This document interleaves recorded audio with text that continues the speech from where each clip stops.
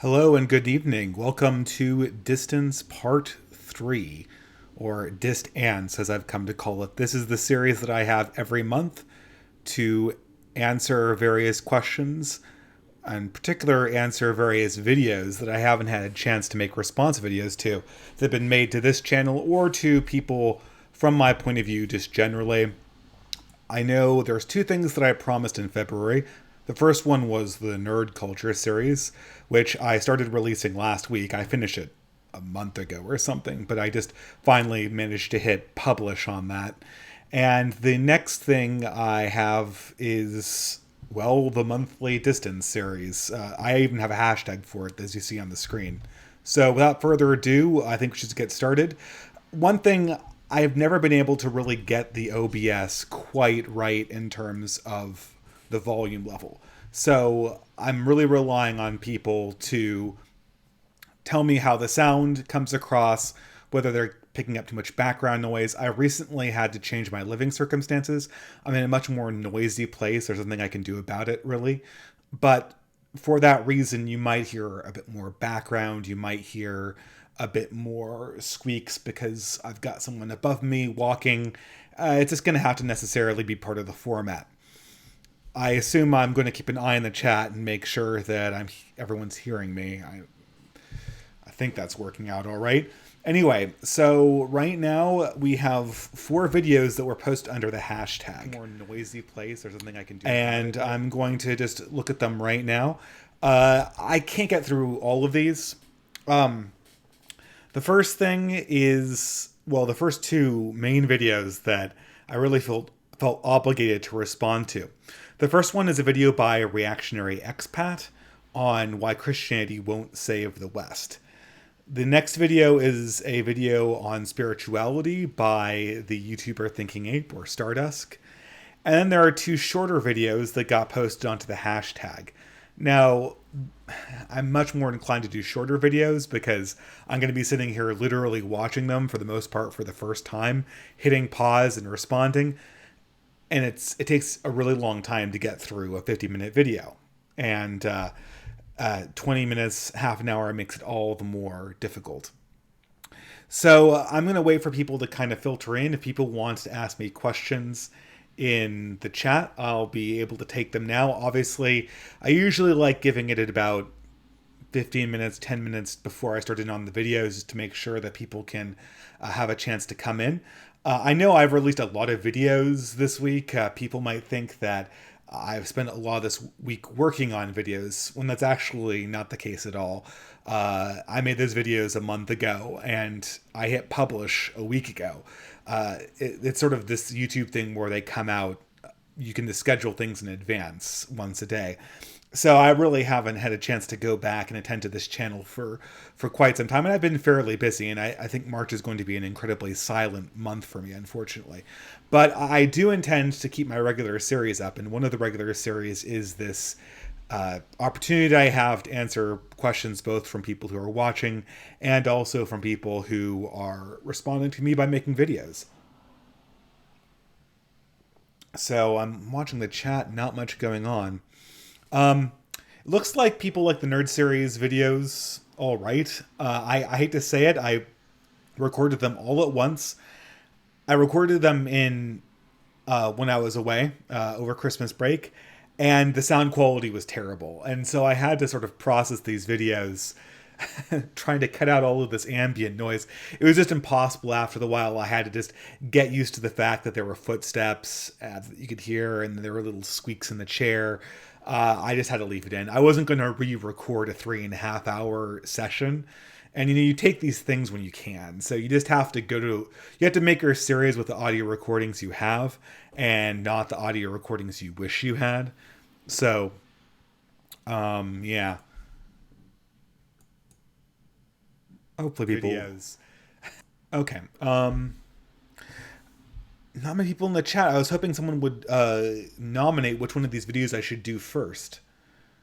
Let's see. Oh, one question. Distributist, when will you make the Ultimate Black Pill series? Well, I don't know. I've kind of been tracing out in my YouTube career what's wrong with X, what's wrong with Y, what's wrong with Z. And the format for this, obviously, I thought this was sort of, it's obviously a callback to G.K. Chesterton's What's Wrong with the World, where he goes over various movements and his problems with them. And that's more or less what these video series are directed at. They're not really designed to be black-pilled. I thought that, I felt the last two videos in particular were trying to be constructive.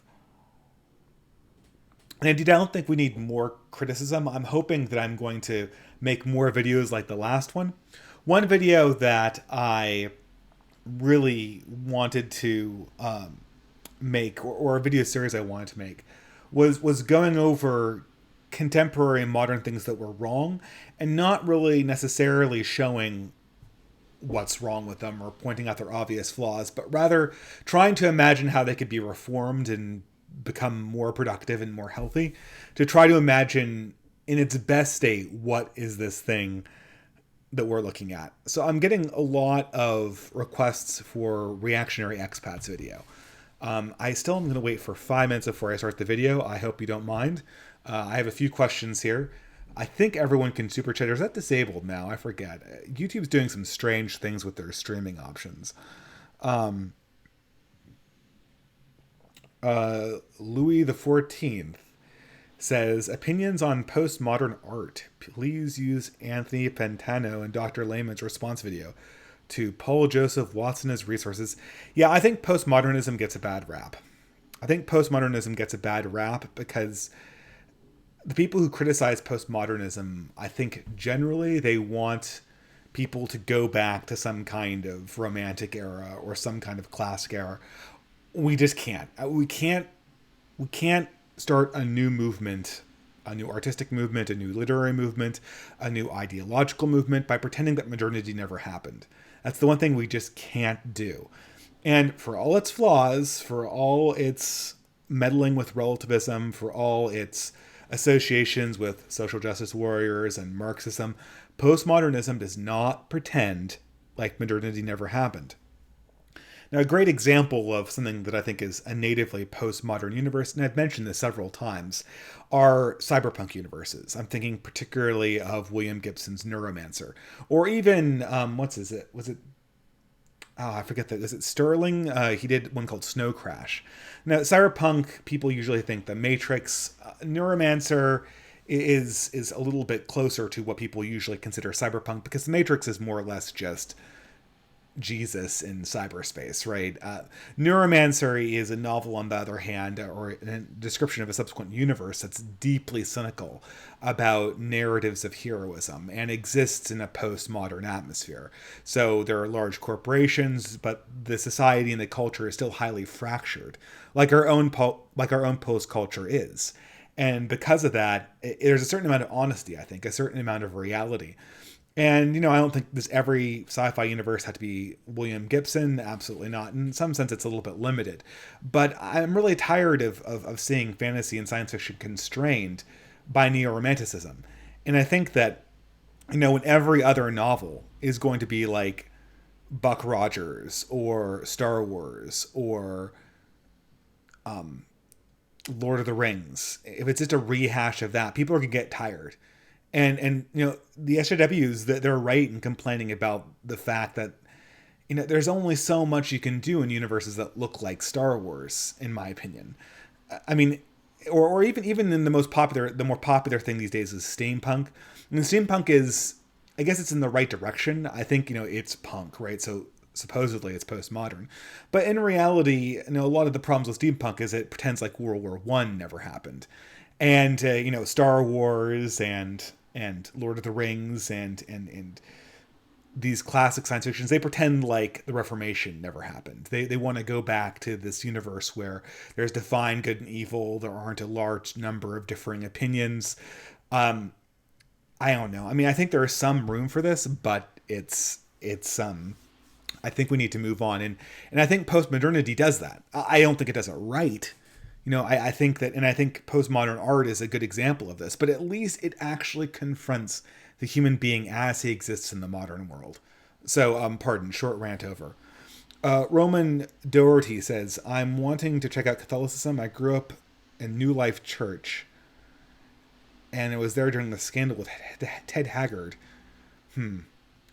I'd like your advice on as a convert. Well, I think that's a really open-ended question. I would obviously recommend getting in contact with the RCI, the Rite of Christian Initiation for Adults, which is the place they'll have all the answers about converting to Catholicism. I mean, it's about a year-long process to go through getting the first communion and the confirmation, but it's helped me immeasurably, and I think it's a journey well worth exploring. But unfortunately, I'm not exactly the best expert on Catholic evangelization. I want to make that very clear. I'm not an apologist by trade, and I'm not an evangelist by habit. I want to give my take on the modern world, and I want to explore things that touch on truth, goodness, and beauty in the modern age. But I unfortunately can't just be a universal resource for conversion. I would love to help, though. And if you email me privately, I could try to put you in contact with public figures that might be better suited for that. Distributus, thoughts on Canticle for Leibowitz, another awesome science fiction novel that's based around Catholicism. And in fact, the tagline for this channel, Sic Transit Gloria Mundi, is one of the titles of the books of Canticle for Leibowitz. I think one of the greatest science fiction novels of all time. I find the author a little bit troubling in his faith for a variety of reasons, but I wouldn't like to discuss that here. It sounds a little bit personal, but I think it's definitely something that is a milestone in science fiction. And I think for Catholic authors looking to incorporate their faith into a science fiction or fictional universe, it would be a good place to start, or religious authors in general. Would you be willing to have Survive the Jive on? Isn't he one of those people that can't, stop talking about race? I'm sorry, guys, I'm really tired of talking. I don't have any problem talking to alt-right people, but I do get a little bit bored when it's just there's 4 talking points. I've addressed them in turn. We've confronted the issues with them. I've spent an entire series on elucidating them.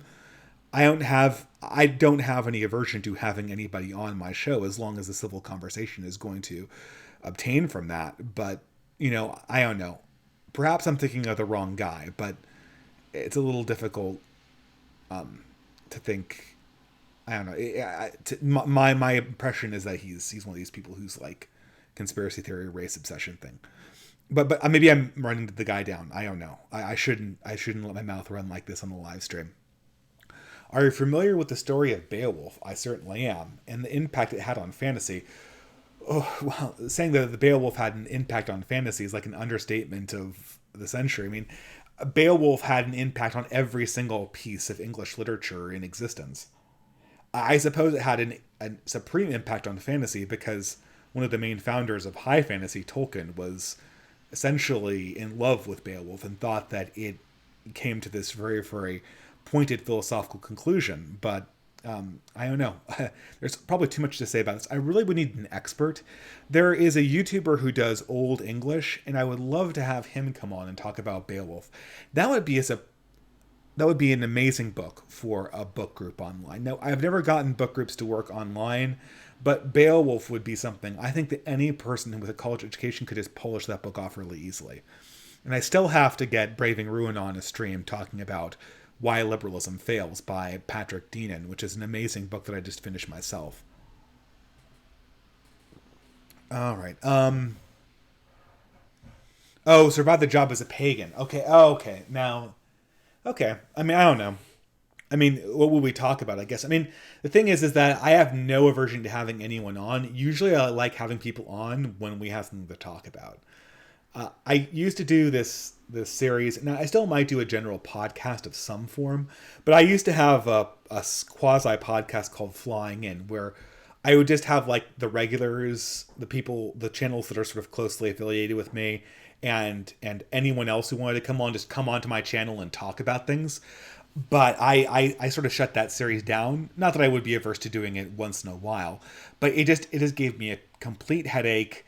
It opened me up for all sorts of liability, and no productive conversations could come out of it. There was no focus of the conversation.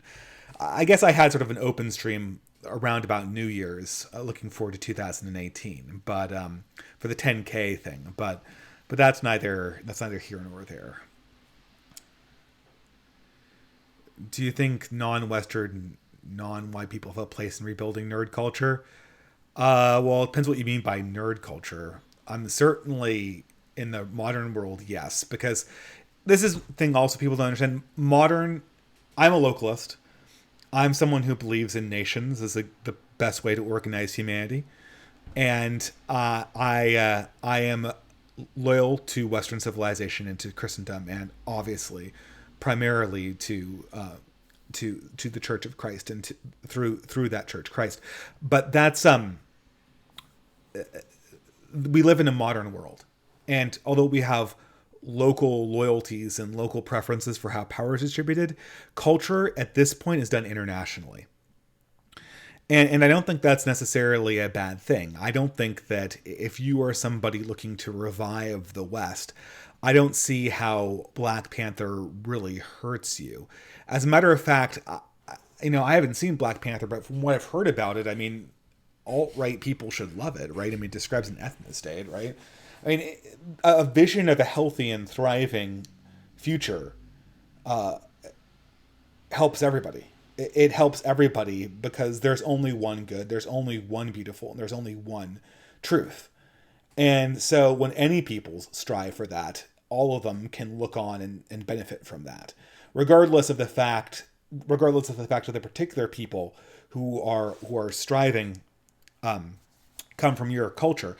And a good example of this, and something I really hope to see, are fantasy environments that take place, particular in Eastern settings, perhaps like a Tolkien that corresponds to something like Japan or China.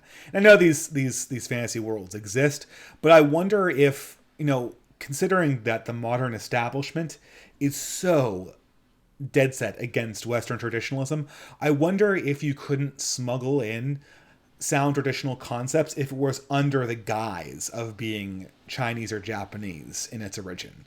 I think a lot of times people accept wisdom when it comes from the outside, from other cultures. I think most famously of that song from Sgt. Pepper's Lonely Hearts Club Band that's called Within or Without You. It's a song by George Harrison. It's supposed to be about Hinduism. And I think Harrison himself was a convert to Hinduism, but it describes in the song, in this sort of meandering way, sort of what he thinks the Hindu philosophy is. He quotes Jesus twice. He quotes Jesus twice. And the funny thing is, I don't think he ever quotes the Bhagavad Gita. And so what you have is something that's Hindu, but it really is just general spiritual aphorisms and things that, in some sense, directly come from Jesus. Not Gandhi, not Krishna, not any source that they're supposed to evoke because the song is Indian in origin. Or I guess the Ravi Shankar part was. I'm afraid I'm not getting through all these. I'm going to have to start the videos soon. Distributist. I'm an avid Magic the Gathering. What place do it and other trading cards have of revitalized nerd culture? That's really interesting. Now, so I hate to say it, this is Matt Swidtick. That's interesting. I have to say, when I was in high school, I played Magic. And I currently am really into living card games. I'm a big board games. I don't play big board games person. I don't play I don't play video games. Or I don't play video games non-socially, I should say. Every now and again, I play one with the fiance. I don't play video games non-socially. But I am an avid board game fan. And recently, I've kind of gotten hooked on a few of the living card games. This is a good question. I hate the fact that my favorite game, Netrunner, is owned by a corporation that I think is inevitably going to get corrupted. Now, I think Netrunner has, like I said, Netrunner, coincidentally, it's surprising you brought that up because it is based on Neuromancer. It takes place in post-modernity. So the idea of introducing postmodern concepts and postmodern imagery doesn't really clash the way it does in, say, something like Magic the Gathering, which is supposed to evoke a pre-modern Tolkien. But it's still, I don't like the fact that I'm essentially buying a product that is in basically a thrall of a corporation. And I think that it might be up to fans to create alternative communities. Magic the Gathering. There's a lot of things you can do to try to make Magic the Gathering or any other game or any other board game more your own. And I don't know exactly how to do that. I think one might be to see if we couldn't. I would be very interested in seeing if someone couldn't make some kind of living card game like Magic or like any other of these board games based around deck building that is totally open source. There are a few people who've tried to do it. To my mind, it has never worked. If an infrastructure like that was open source, then I think for the most part, the control would be almost entirely fan driven. But that's neither here nor there. I'm going to have to... I'll do one more question. Anonymous. Speaking of Eastern works, have you ever addressed anime in your nerd series? I didn't specifically address anime. I guess I don't see why it's so different than anything else. I guess it's different in the fact that it doesn't come from the West. That makes it kind of categorically different than these other things. You're not going to get a leftist takeover of anime the same way you will in the West, where sort of progressive institutions are much more advanced in their agendas, right? They're more able to pull sway on executives that produce these things when they just can't in Japan. Anyway, let's see. How about I just start the video? Blockchain deck building. Have I ever read Evola? Yes, I've read Evola. I don't think I've read Revolt Against the Modern World.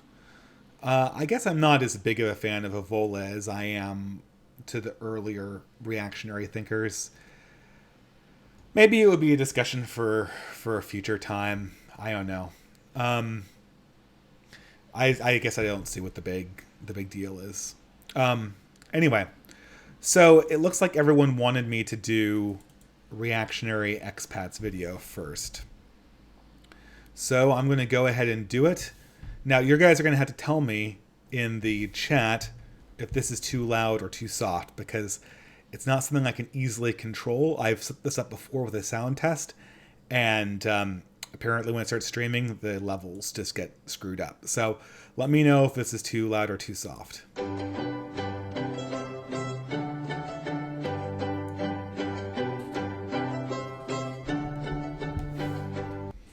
Is that okay? That's the sound test there. I know it's from Master and Commander, but let's just keep on going. I won't change anything until people tell me in the chat.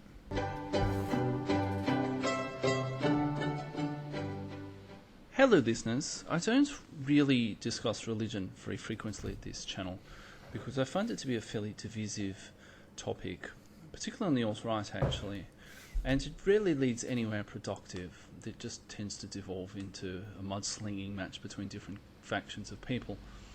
But it is a crucial part of the puzzle, I think, and I've been thinking about it quite a bit recently. It's kind of strange how little people on the alt-right talk about religions, considering that they're constantly talking about race.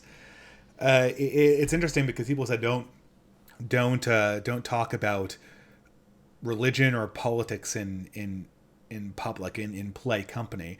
I guess they left off race because when that aphorism was developed, everyone would assume you'd be the same race. But it's kind of funny that I'm always surprised politics and race are frequently the topics of the alt-right, never religion. Now, what inspired this was getting involved in discussing the issue of Catholicism in particular and Christianity in general over at the Distributists channel. I like the Distributist a lot actually, and I think that in many regards he and I are on the same page with respect to the problems of modernity. That said, just as he sometimes correctly points out many of the blind spots of the alt-right, I think that his own particular brand of Catholicism has several of its own blind spots, and I've been mulling these over for quite some time now. By the way, just full disclosure, I consider Reactionary Expat a friend. We've chatted on social media more than a few times, and I think we are very much on the same page as to the problems of modernity. I think that that just sets up the video. That frankly, I kind of watched the first 15 minutes of this critique, and then I stopped because I knew I would be watching it for a DistAns response, right? And because of that, you might see me be somewhat surprised by these arguments. I didn't really think up a good response in advance. That's the point of this entire show, this entire monthly rundown, is to make it so that I can most efficiently answer both my critics and my friends, followers, and subscribers. That's what this time is set aside for each month. So, and it kind of defeats the purpose if I don't answer these questions extemporaneously. And it also is double dipping, right? I want to maximize my time. So I knew instantly that I'd be responding to this. So I kind of didn't immediately watch it. But the recent discussion really crystallized many of these thoughts, which I am now going to outline. One way of categorizing religions is by whether they are ethnically chauvinistic in some way or whether they are universalist in some way. Many very old religions fall into the former camp. However, whilst this makes, or perhaps made, them almost impervious to outside negative influences, it does make them very vulnerable to being outnumbered. Universalist religions tend to have a real competitive advantage in this regard, in that they can...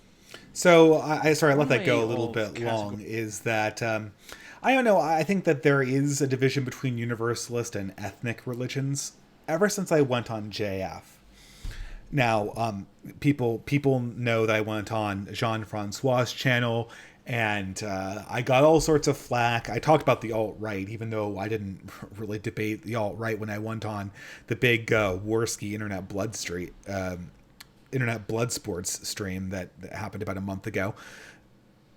And of course, I got a lot of flack for being Jewish, even though I'm not, and fractional DNA is Jewish. Another one of the criticisms was that I was a universalist. And I noticed that universalist has become sort of a slur on the alt-right. But, what's so strange is I don't necessarily know how much... I'm sorry. Let's see. I'm sorry, I was reading the chat. I'm not so sure how much universalist and ethnic are so... I think in Christianity and in Buddhism, it's very clear that universalist and the ethnic religions are highly separated. But when it comes to something like Hinduism or Islam, is that is it so clear that Islam is not an ethnic religion? To me, it isn't. Islam is so tightly linked to Arab culture. I don't know. It just doesn't seem like the same kind of thing that you see inside of Christianity or a Buddhism or some other more philosophical religion. So, I don't know. Just quibbling, but that's an observation. Quickly convert new members and so gain huge advantages in terms of numbers, access to resources via control of territory, and so on and so forth. As a result, very few ethnically chauvinistic religions remain in the world. There's one in particular that stands out, but there are some others. But generally speaking, the universalist religions have all but trumped them at this point. The big problem for universalist religions, though, is that eventually they get to a point where they trade quality for quantity. Christianity in general has really suffered from this problem in spades, and I think Catholicism in particular doubly so. That's odd, I think, because I think if he's implying that progressivism is an offshoot of Christianity, which it sort of is, right? It sort of is. It definitely comes from Protestantism. It definitely comes from a particular kind of Unitarian and Episcopalian Protestantism that, I hate to say it, was the primary religion of the founding fathers of America. It was sort of a New England Protestant perspective on the world. Now, you could argue that Catholicism has undergone sort of a leftward movement all its own, and it's subject to a few syncretic brands that try to mix Marxism with Catholicism. I think it's entirely different from progressivism as we see it today. But again, I feel like when I watch this video, there's going to be just a lot of quibbling because, like I said, there's not going to be. I'm not going to watch expat and go like, "Oh, you're flat out wrong," because we agree on a lot of stuff when it concerns the problem. Christianity was on the up and up when it was expanding into a region of smart, capable people, whether that intelligence was realized or potential intelligence at the time. So, in this regard, converting the then barbarian peoples of Northern Europe to Christianity didn't necessarily have to have negative ramifications in the long run, although I suppose it could be argued in the long run, if you like, that is with modernity, that the jury is still out on whether Northern Europeans and their descendants elsewhere in the world have completely lost the plot because of their pathological altruism, out-group preference, and so on. And it's not looking good, of course, in this regard. Well, I guess so. I know reactionary expat makes really long points, so it makes it hard for me to cut in every few minutes. I think the argument he's building towards is that Christianity was good when it was spreading to. This is sort of the contradiction that we're going to see. I think we're going to see in this video, right? And that is that I don't know to what degree reactionary expat thinks that qualities that we now see in Northern European peoples are either genetically part of the European personality or are specifically brought in and inculcated through Christianity, whether genetic or some deep cultural element that can't easily be changed by an assimilation or education program. And those exist as well, right? But here's the problem, right? Because I think that this is the difficulty. I think that whatever is causing the pathological altruism or this sort of, I don't know, the progressive immune disorder, you could say, in society, it likely has the same cause as the thing that led to our civilization's enormous production of ideas and enormous ability to not enlighten the world, that's the wrong word, but improve the world both in a moral sense and in a technological one. It probably is tightly linked. So I don't think it's as easy to... I know Expat's not going to tell us an easy narrative about how the brave Aryan pagans were about to invent the light bulb until Christianity came in. But I think that the difficulty is that trying to disaggregate them is really hard, and I'm getting a sense of it here. He's trying to do that. Pardon me. The real problem for Christianity came when it ran headfirst into dramatically different people in the rest of the world. In some places, there were already highly advanced civilizations with their own religions, and so Christianity never really took hold in those places. So I don't understand this either, because it would seem to me that Latin America would be the first example of that. I mean, I don't know, perhaps we're grouping all Asia and all Europe into one, because there were very, very significant groups of Chinese, Indian, and I don't even need to mention the Middle East, because the Middle East, even at the time of Columbus's discovery of the New World, was arguably a majority Christian. And so the question is, okay, are Swedes radically different from the pre-Islamic denizens of Anatolia or the pre-Islamic denizens of Armenia? Okay, if we're making the distinction broad enough so that's not a big distinction, there still would be the first big one would certainly have to be Cortez in the Aztec Empire, because that was the first big one. And I don't know, would you say that Latin America hasn't internalized Christianity?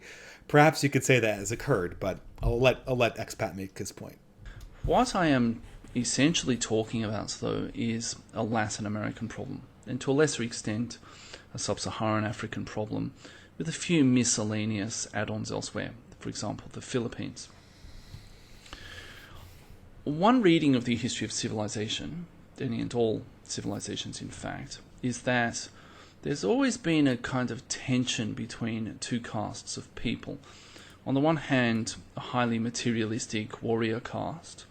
on the other hand, a spiritual caste, sometimes with a philosophical or bureaucratic caste as a stand-in, but generally a spiritual caste.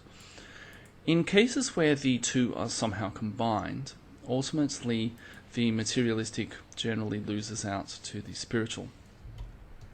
This tension was certainly present in Christendom in the age of colonialism, and even before then, of course. This is interesting because I've been thinking a lot about this as well. A spiritualistic upper class and a materialistic one. But I'm not. This is the problem. The point is too big for me to stop it every 2 minutes, so I'm just going to let it go. Sometimes the tension was conveniently avoided by disease doing its own part, but the tension was essentially this. The natives, as encountered by the warrior caste, were at best regarded as a resource to be exploited like beasts of burden. And at worst, they were regarded as standing in the way of the acquisition of territory and resources.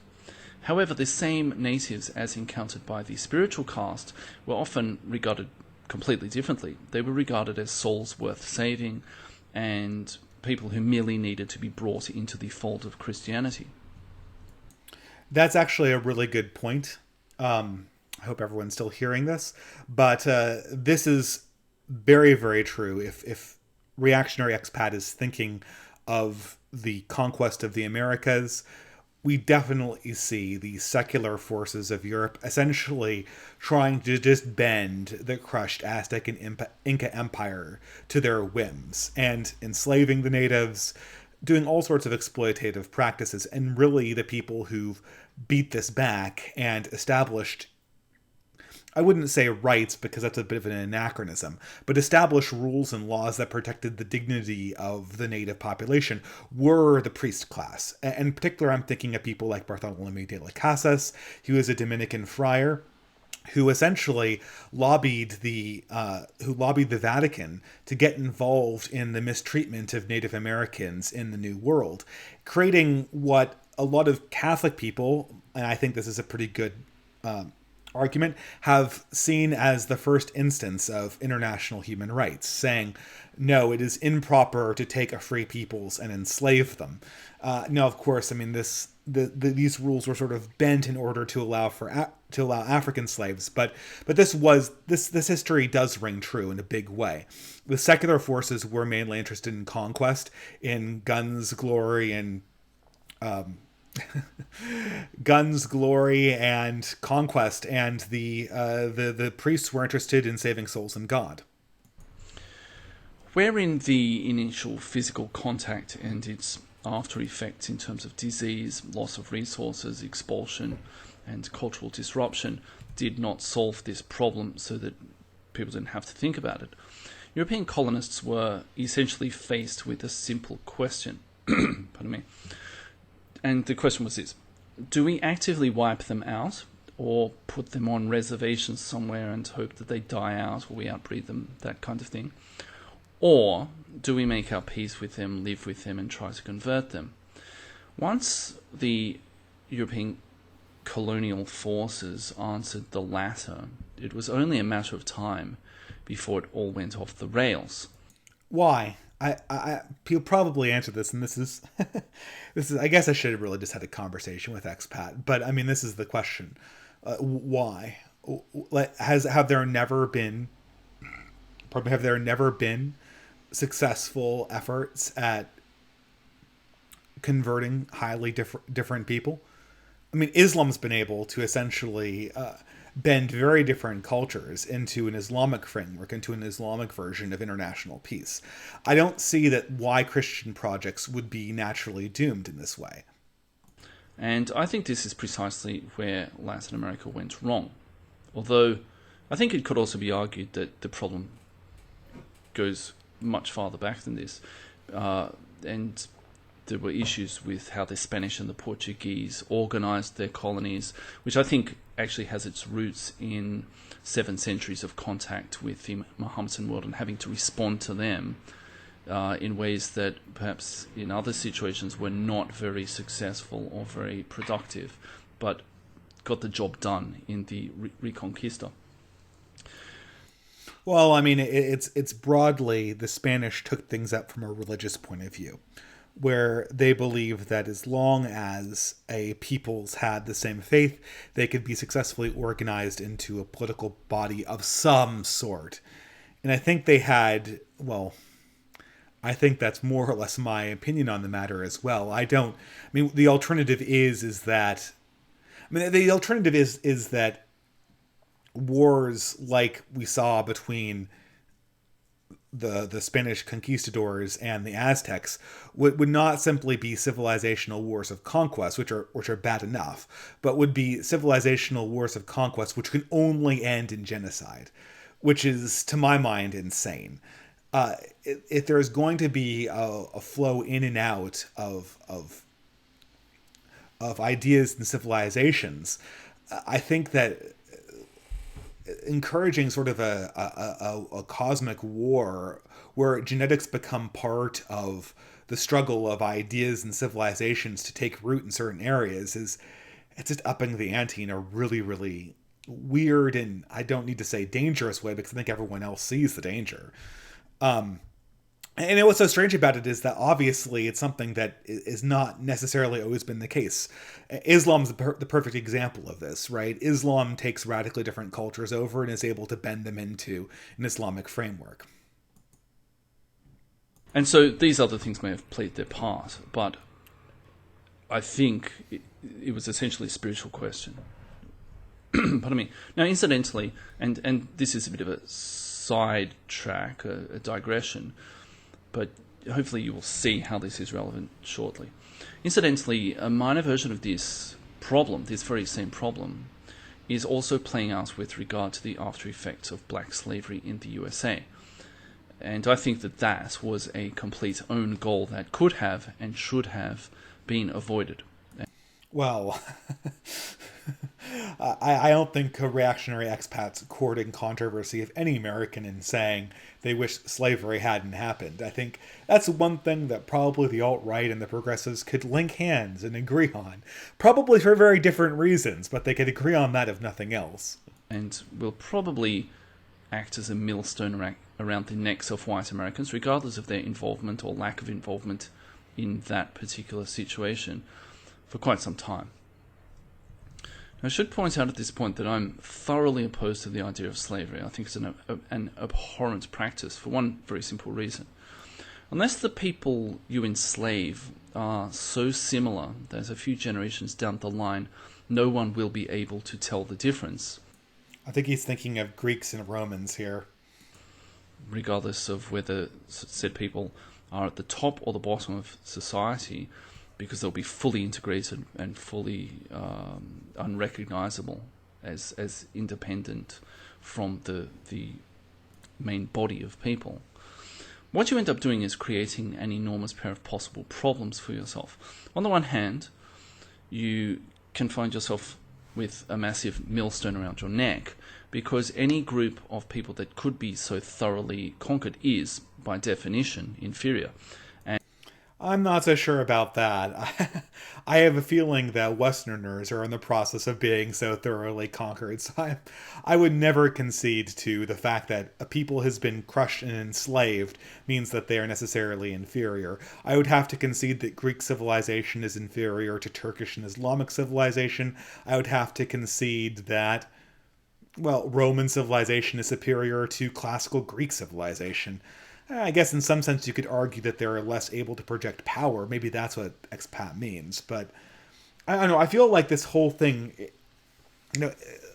our inability to talk about morality, right and wrong, spiritual good and spiritual evil, independent of who's winning and who's on top, and effectiveness, really impoverishes this entire conversation. Because it would be so easy to just say, the people who are conquering are the people who've more effectively been able to obtain power. And that's just true definitively. But it seems, whenever I hear alt-righters, they seem to accept the modern idea that worldly greatness is equivalent to spiritual greatness.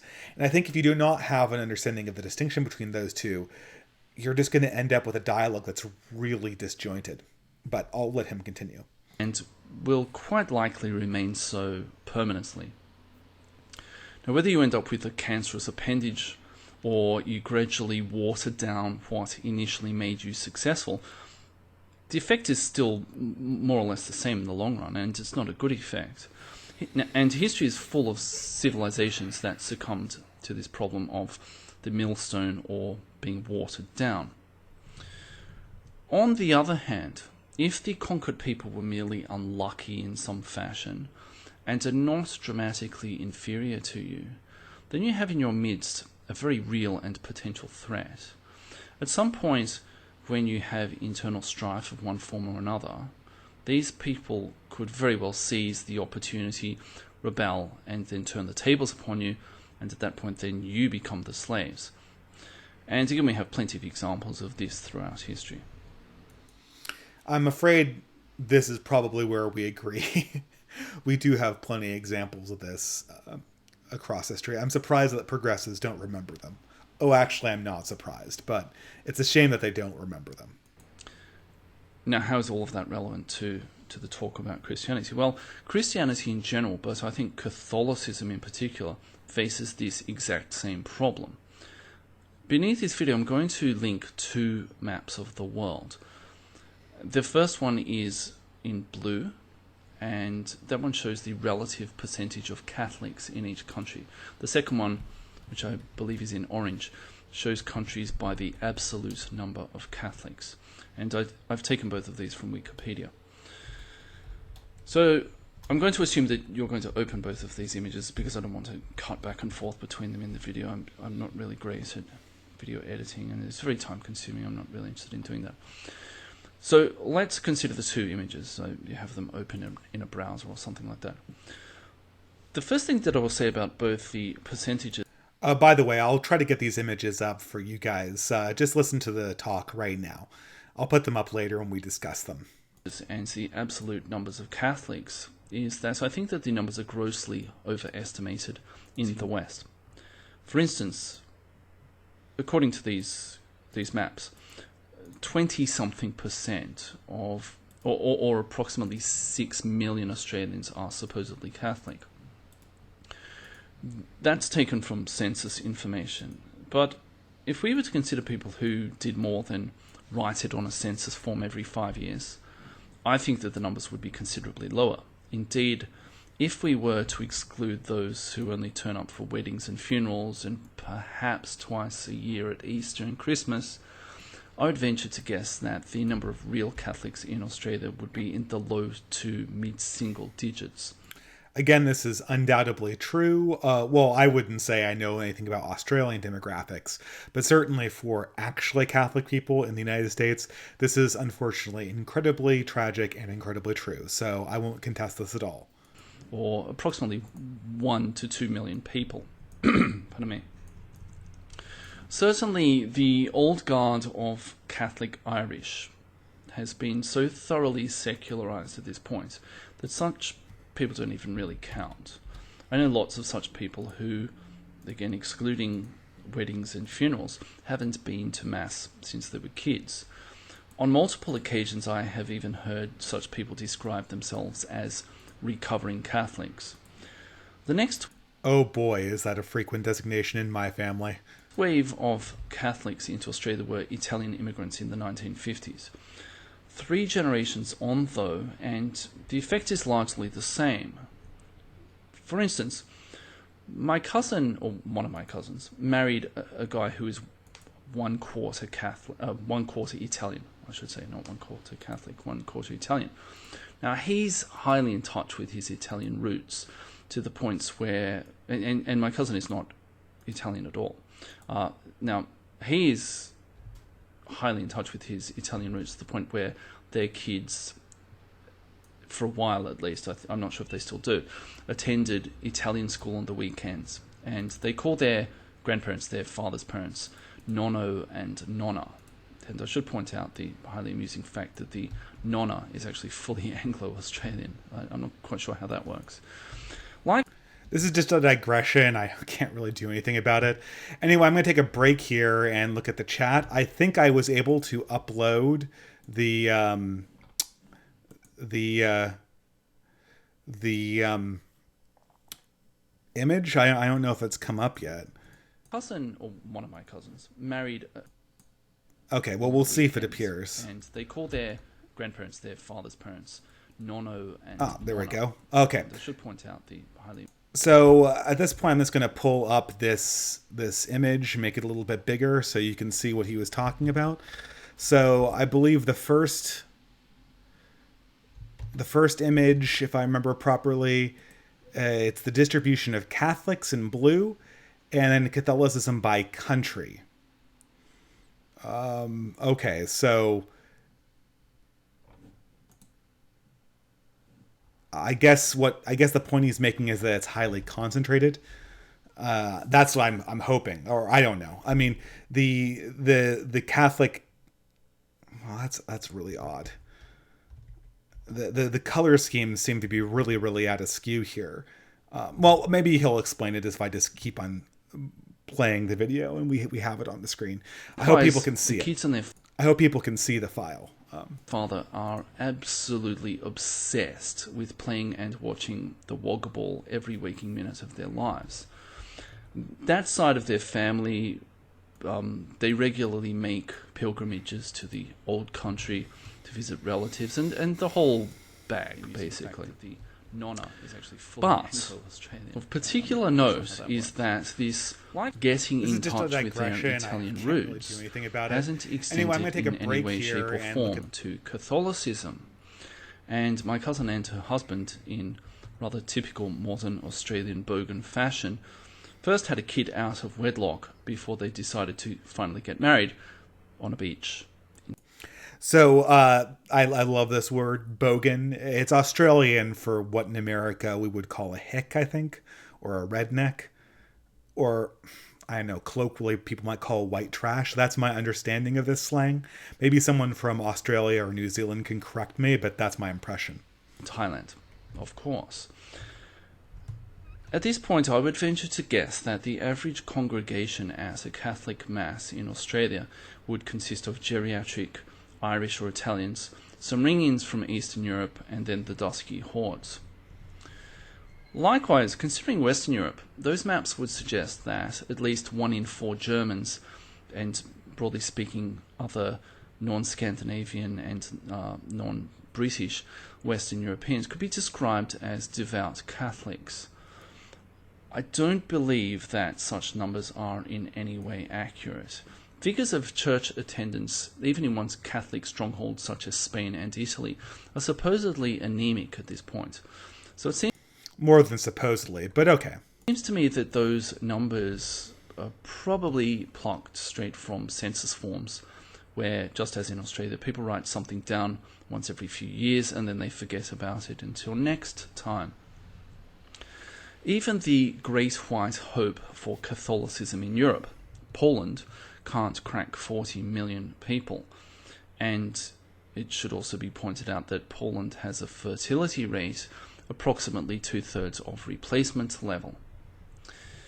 When we look at the two maps and cross-reference the countries with really high percentages of Catholics and those with high absolute numbers, and importantly, fertility levels near, at, or above replacement, and really those who are actually devout, what we see is that Catholicism is essentially Latin American, several hundred million of them in fact, and to a lesser extent sub-Saharan African, with the Philippines waving desperately from across the Pacific Ocean not to be forgotten. Modern Catholicism resembles far less someone like the distributist than it does a person who wears a llama wool poncho and barbecues guinea pigs for breakfast. Well, this is interesting, right? I mean, the question of who represents Catholicism. Catholicism is not simply a club that's represented by the people who make it up. It is an actual set of principles, and if you believe in God, it's an actual church that is in communication with a spirituality. If you do not believe in that spirituality, there is no reason to be Catholic.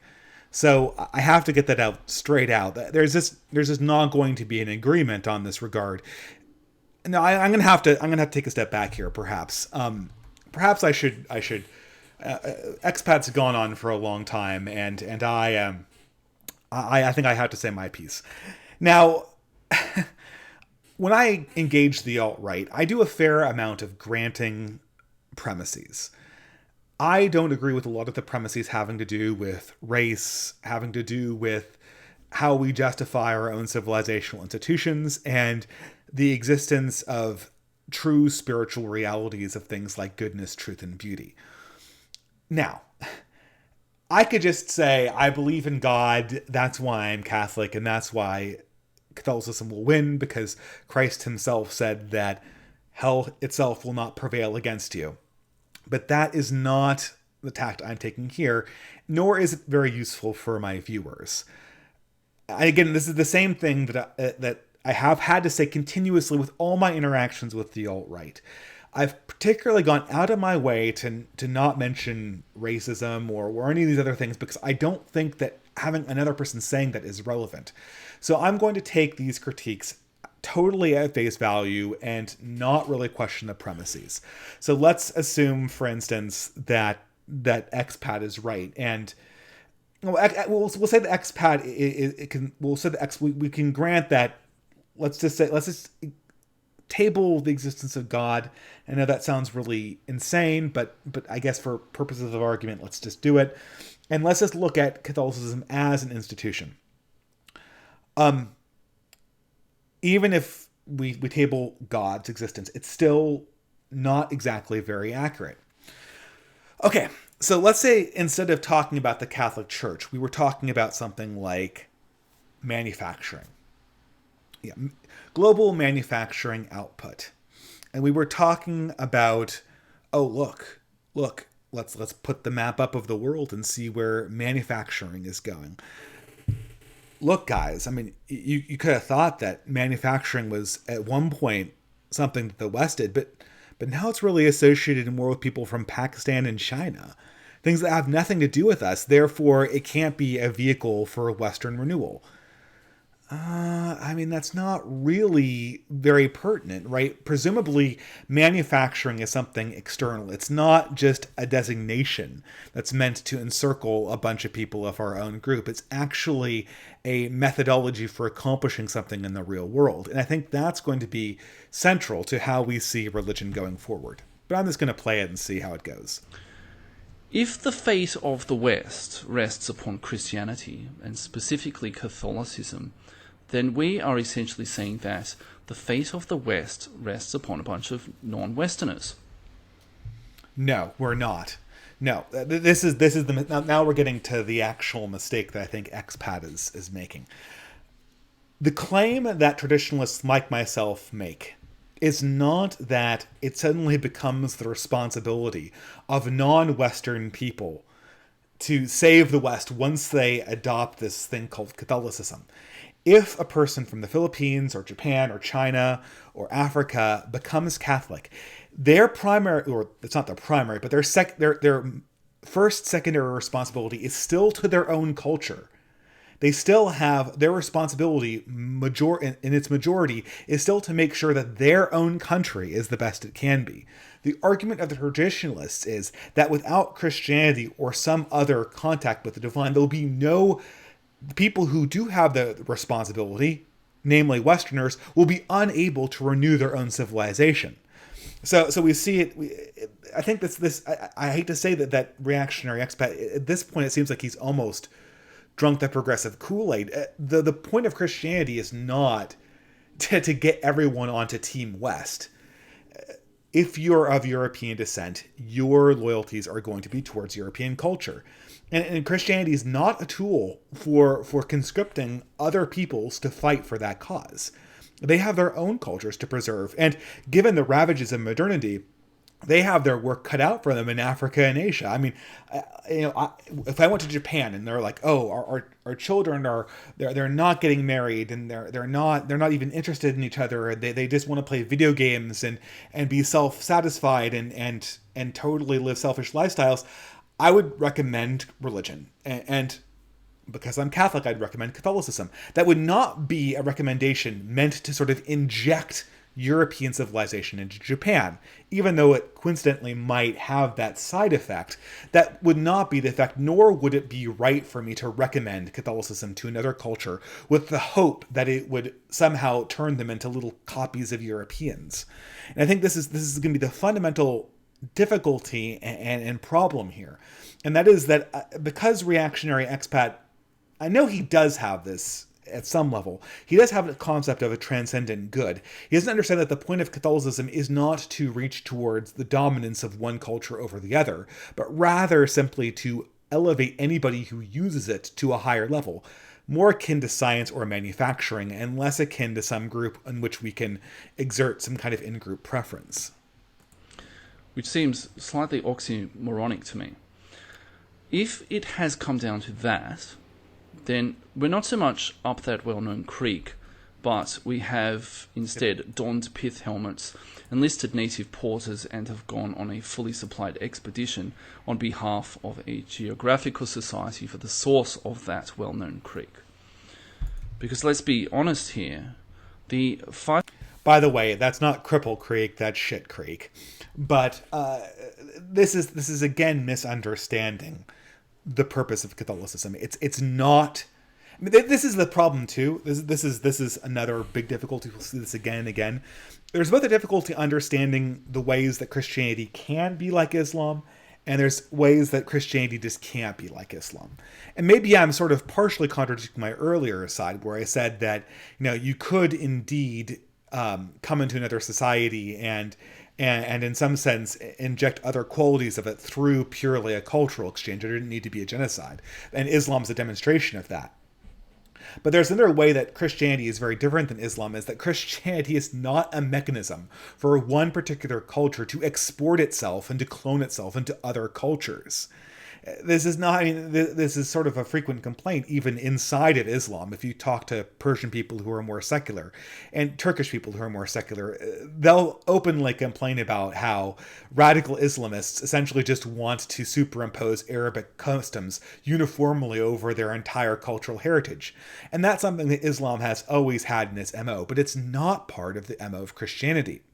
But just because it's not part of Christianity's job to export one particular culture, and least of all European culture, it does not at the same time mean that cultures can't be uplifted, that Christianity can't be a means of unifying two different cultures to make one new culture going forward and to forge a new nation in a new image. It can be the source of new things. So I think potentially another misunderstanding, but Christianity, it's not Islam, and it's not supposed to be like Islam. For two Guatemalans of Latin America, or the denizens of the Dark Continent, have not produced a whole lot of people of the caliber of Johann Sebastian Bach. If we take something like Nobel laureates as a proxy for pro-civilizational forces, and we exclude the BS categories of literature and peace, which are really just highly politicized, cultural Marxist sheltered workshops for those who can't accomplish real things. And we also leave out white South Africans. We discover that sub-Saharan Africa has produced, anyone want to guess how many? Exactly 0 real Nobel laureates. I'm sure that came as a great surprise. Yeah, but you know who did produce a lot of Nobel laureates? A certain ethnic group that I've been accused of being part of very much in the last month. Now let's consider Latin America. So I'm basing this upon looking at a list at Wikipedia, so perhaps that's wrong. Argentina has 3, 2 of whom were Jewish, the other being half French and born in France, so I'm counting him as half. Mexico has 1 who actually appears to be a genuine bona fide Latino. All right, so that's 1.5 so far.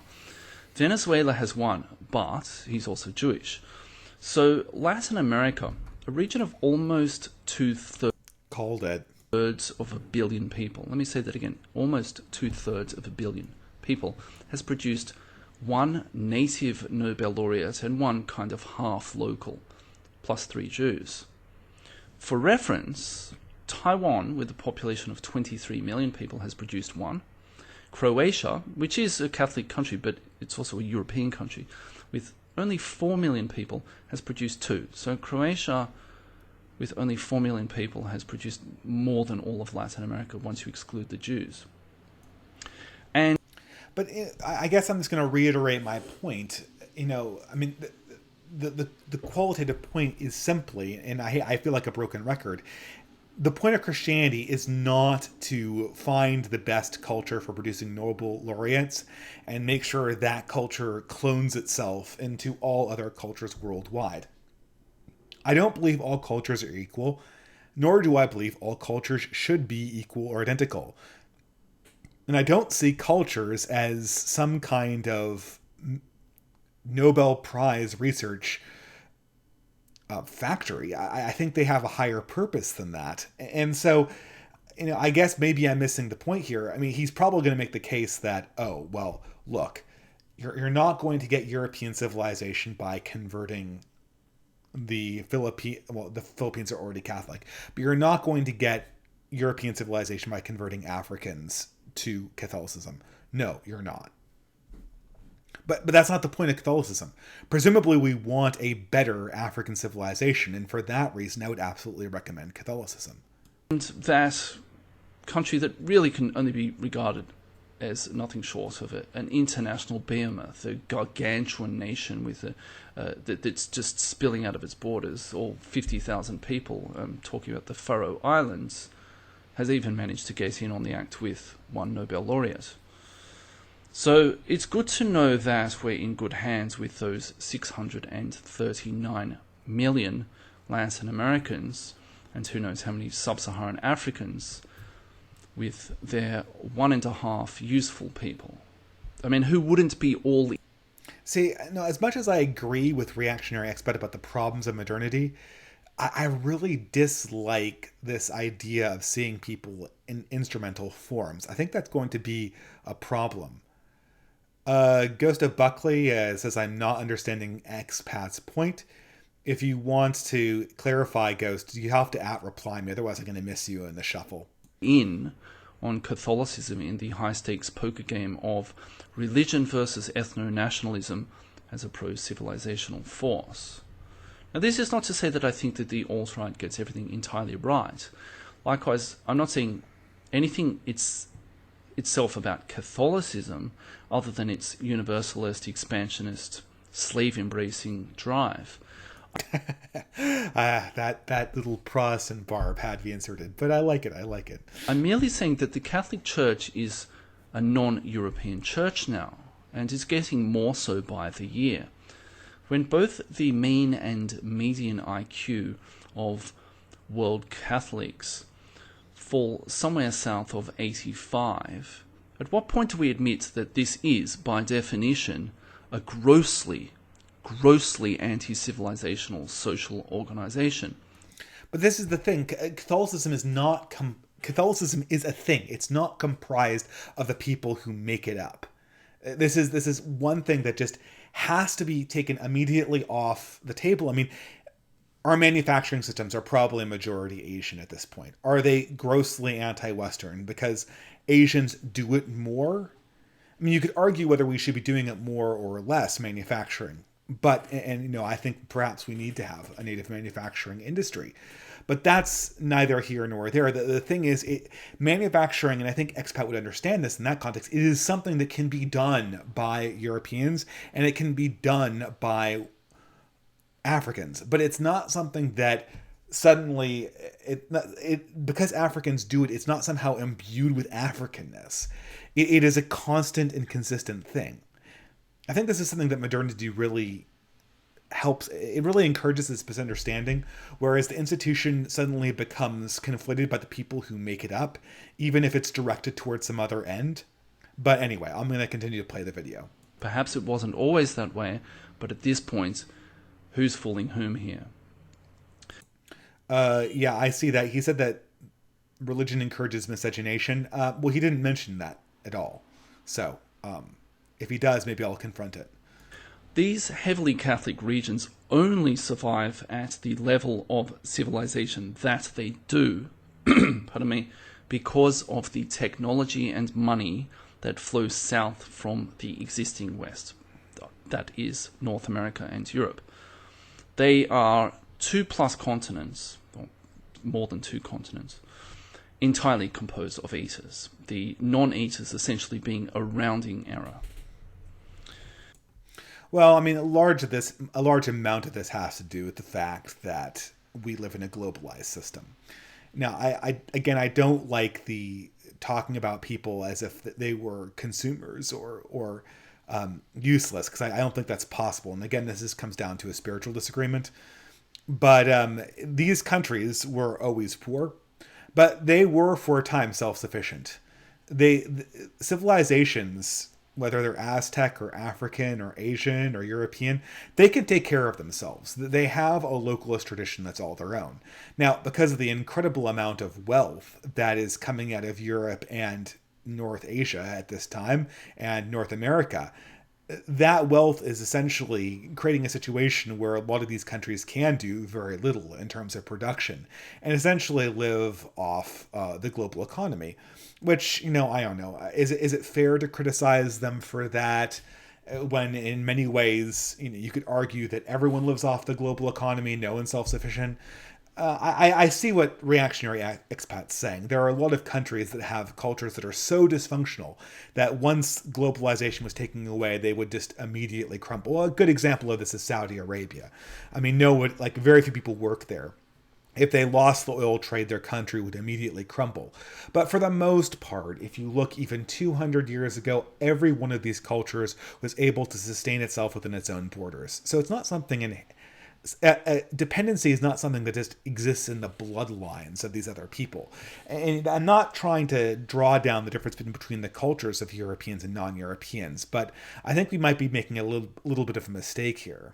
Yes, we are supposed to believe in the circular logic that says that despite being carried by North American and European civilization, that is the West, Latin American and Sub-Saharan African Catholics, and don't forget those in the Philippines, will carry North Americans and Europeans, the Western civilization, when the very gibs upon which said non-Westerners supply run out. Now, I'm sure people like Russell Moore think that this is the case, but at this point, I mean, this is just not something I believe.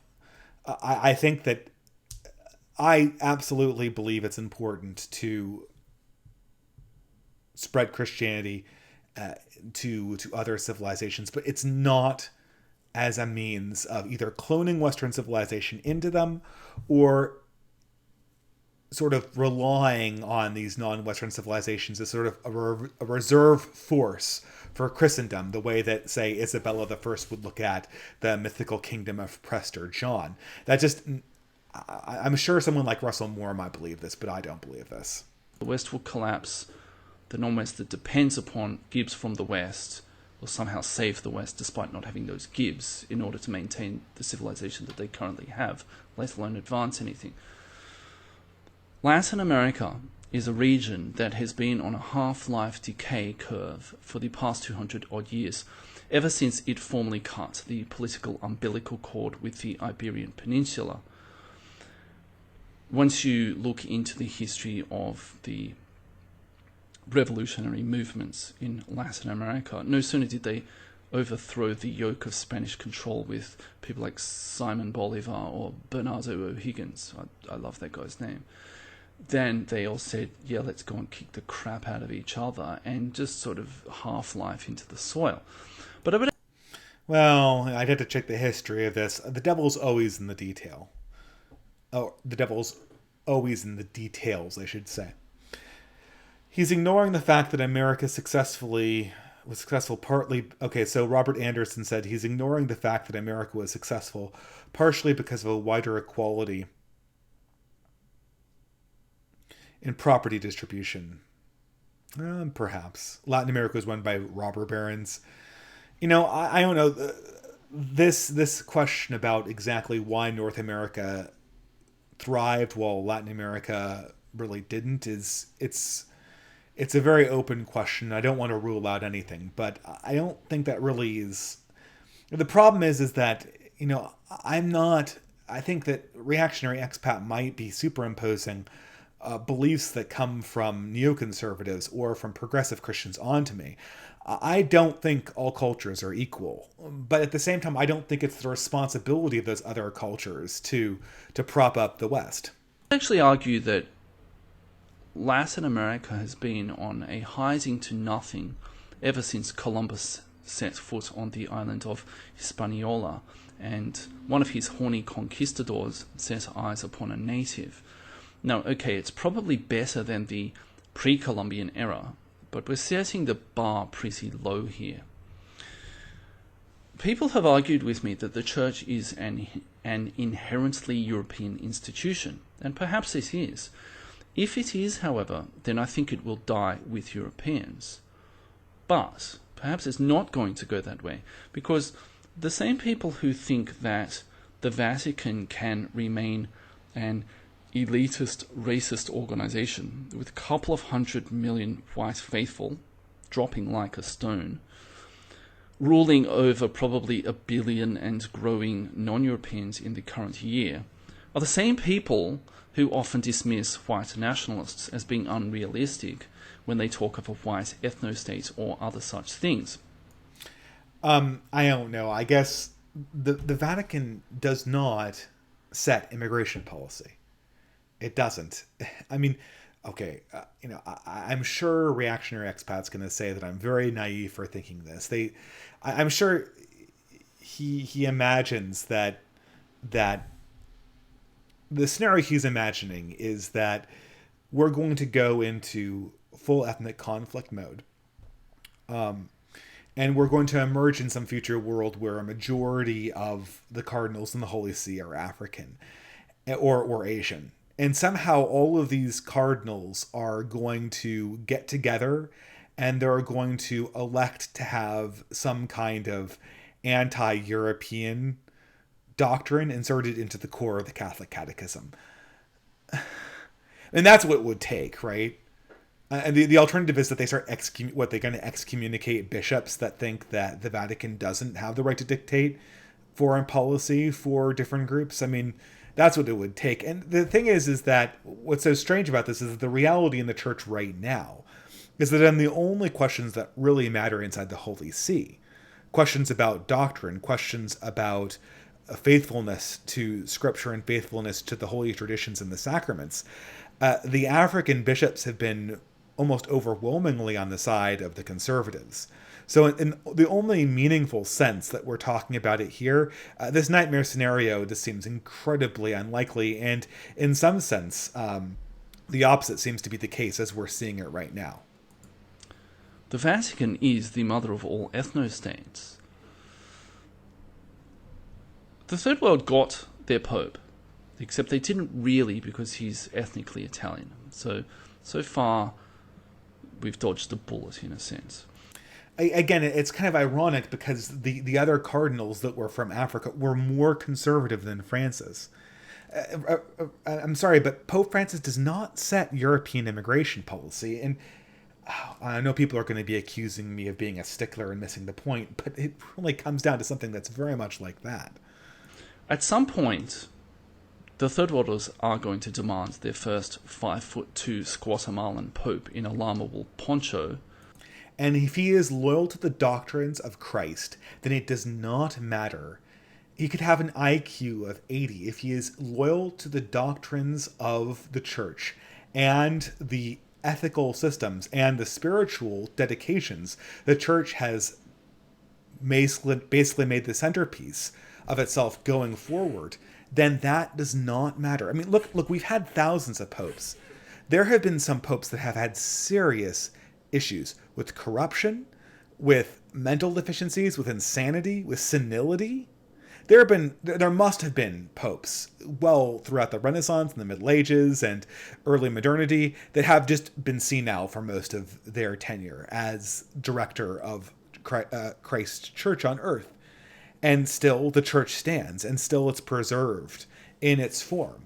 And it has to do with, it doesn't have to do with the frailty of the individual person.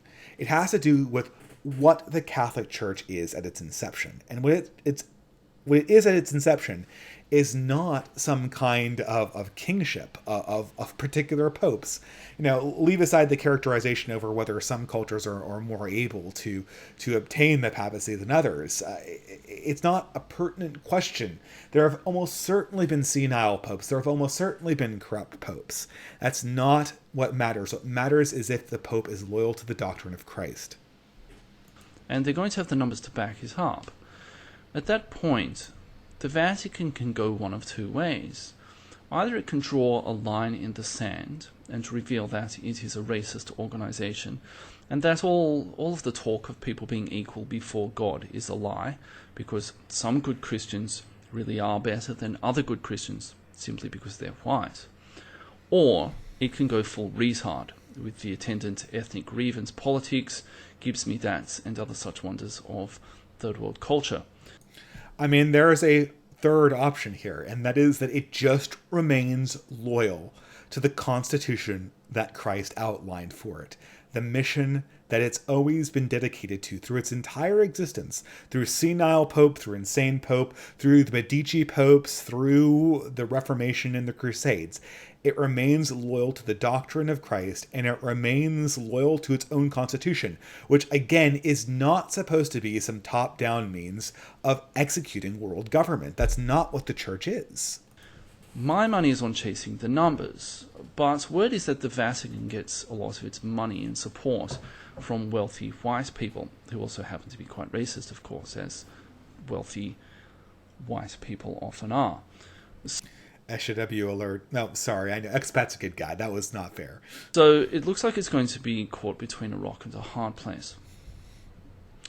Regardless, the choice boils down to the age-old one I discussed at the start of the talk. Once you annex territory and take slaves, even in a sort of philosophical sense or religious sense, either they become a permanent millstone, for instance, 639 million for 1.5 Nobel laureates, or they potentially revolt. The scenario of a 5'2" Guatemalan pope in a poncho talking about reparations. How any of this helps save the West in particular, and world civilization in general, is beyond me. Again, this is the more of the same mistake, but I'm going to get to this later. I need to get through this video. So let's move on to other forms of Christianity. The less said about the mainline Protestant churches, the better. The word cuck largely suffices there. Pardon me. Then there are the evangelicals and other assorted cottage industries on the fringes of Christianity.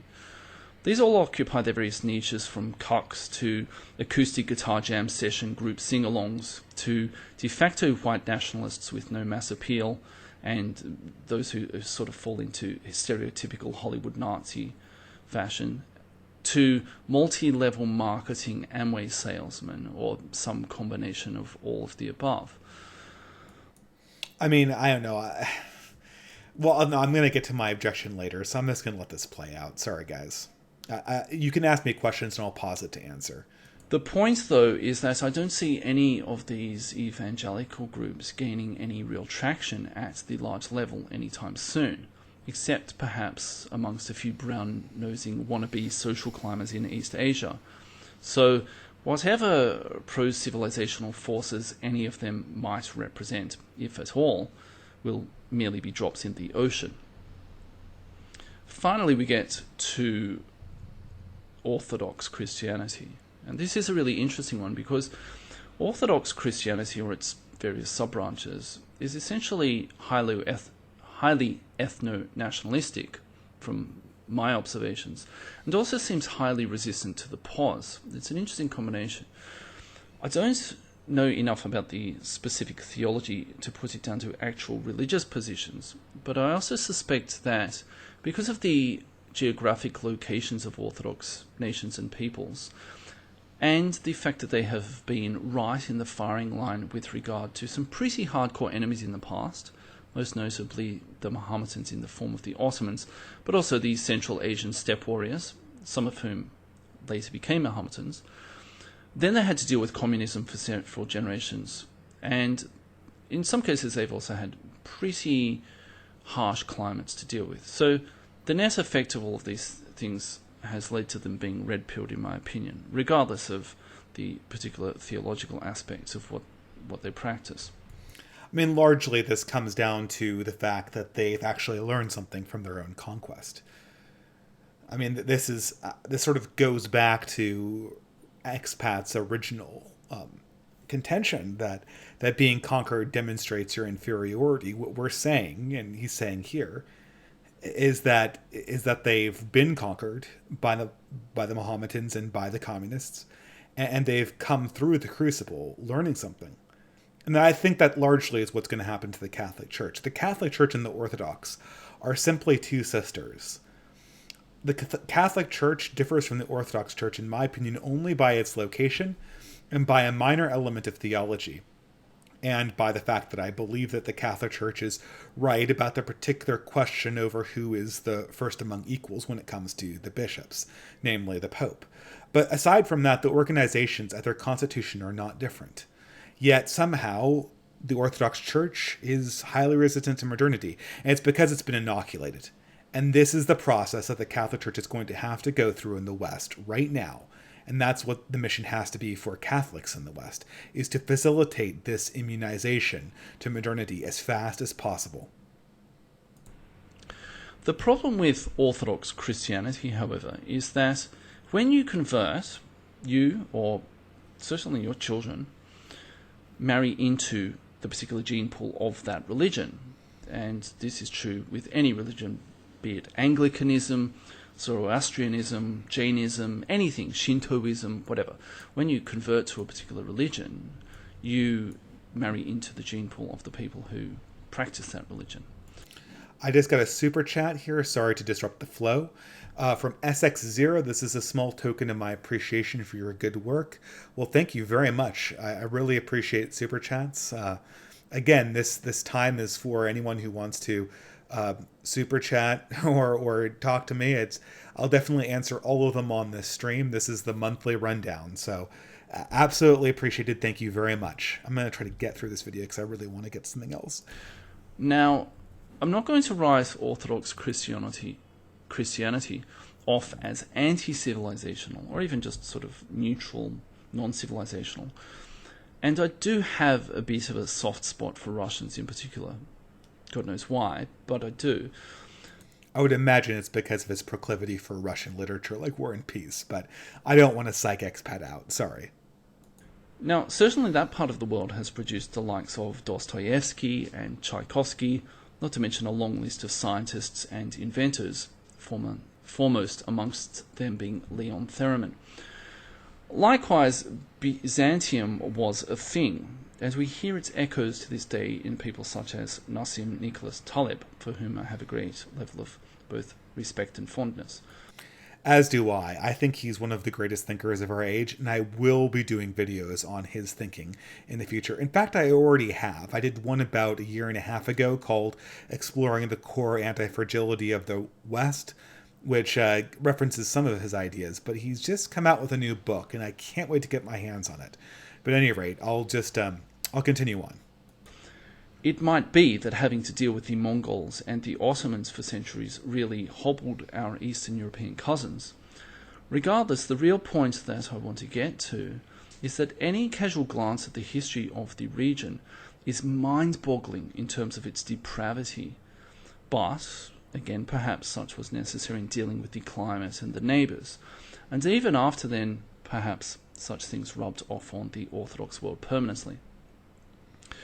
Likewise, I've been to Russia twice. I've been to other parts of Eastern Europe also, but I've been to Russia twice, including one extended trip through regional Russia. And I found Russia to be one of the most interesting places that I've visited. It's up there in my top 3 countries, I'd say, top 2 countries even, that I visited. It was hard going at the time, but in retrospect, I think it was a very positive experience.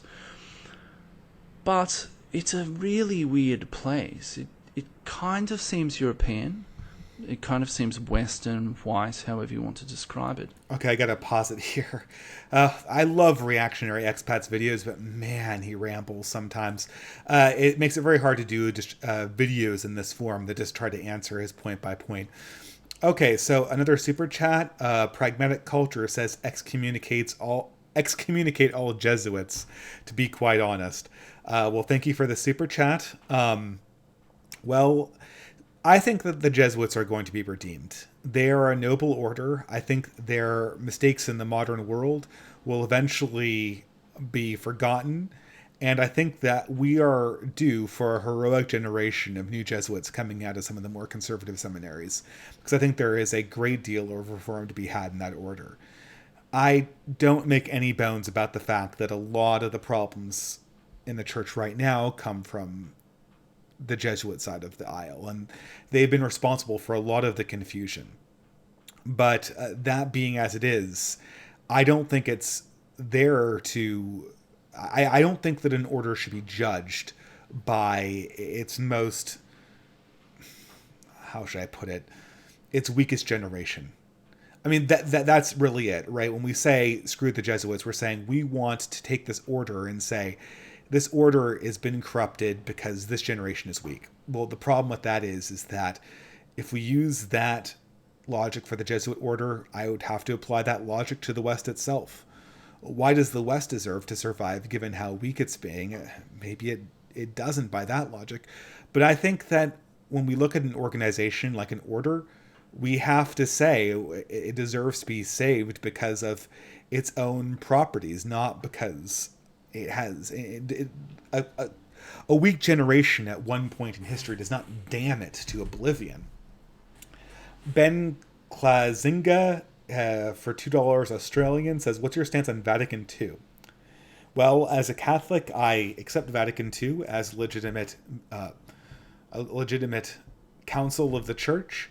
I think that if you look at the document, there's nothing wrong with it. I'm a Novus Ordo Catholic. I practice Mass in the Novus Ordo, meaning in vernacular for the most part. I practice it essentially, I think, as how it was intended to be practiced, namely as vernacular for parts mixed in with Latin, mixed in with traditional antiphons and chants, and solemn music. And I think if Vatican II is executed that way, there is absolutely nothing wrong with. There's absolutely nothing wrong with it. So anyway, I'm going to. Oh, I got another one here. Oh, Stephen Brocky with $50 Hong Kong. Thank you very much again for your support. I really appreciate it. I'm going to continue the video, guys. There was no message to that one, but I'll just say thank you very much. I'm going to go continue to play the video. But it constantly wrongfoots you. There are some super smart people there, but Russians can also so often be low trust, corrupt, and thoroughly depraved people. There's something both incredibly familiar and incredibly foreign about the whole place that I didn't experience in Western or Central Europe. You know, I have to. Anyone here knows I love one of my favorite books is The Devil's Dictionary by Ambrose Bierce, and his definition of a Russian was a man with the body of a European and the soul of a Mongol. I thought that expats evoking that joke definition from The Devil's Dictionary here. There's something that is at once highly pro-civilizational about Russia and Russians, and yet simultaneously distinctly anti-civilizational as well. Then there's the religion itself, which, to this perhaps completely uninformed observer completely steeped in modernity, looks in part like that scene from Eyes Wide Shut, minus the orgy, and in part like it's out of Indiana Jones and the Temple of Doom.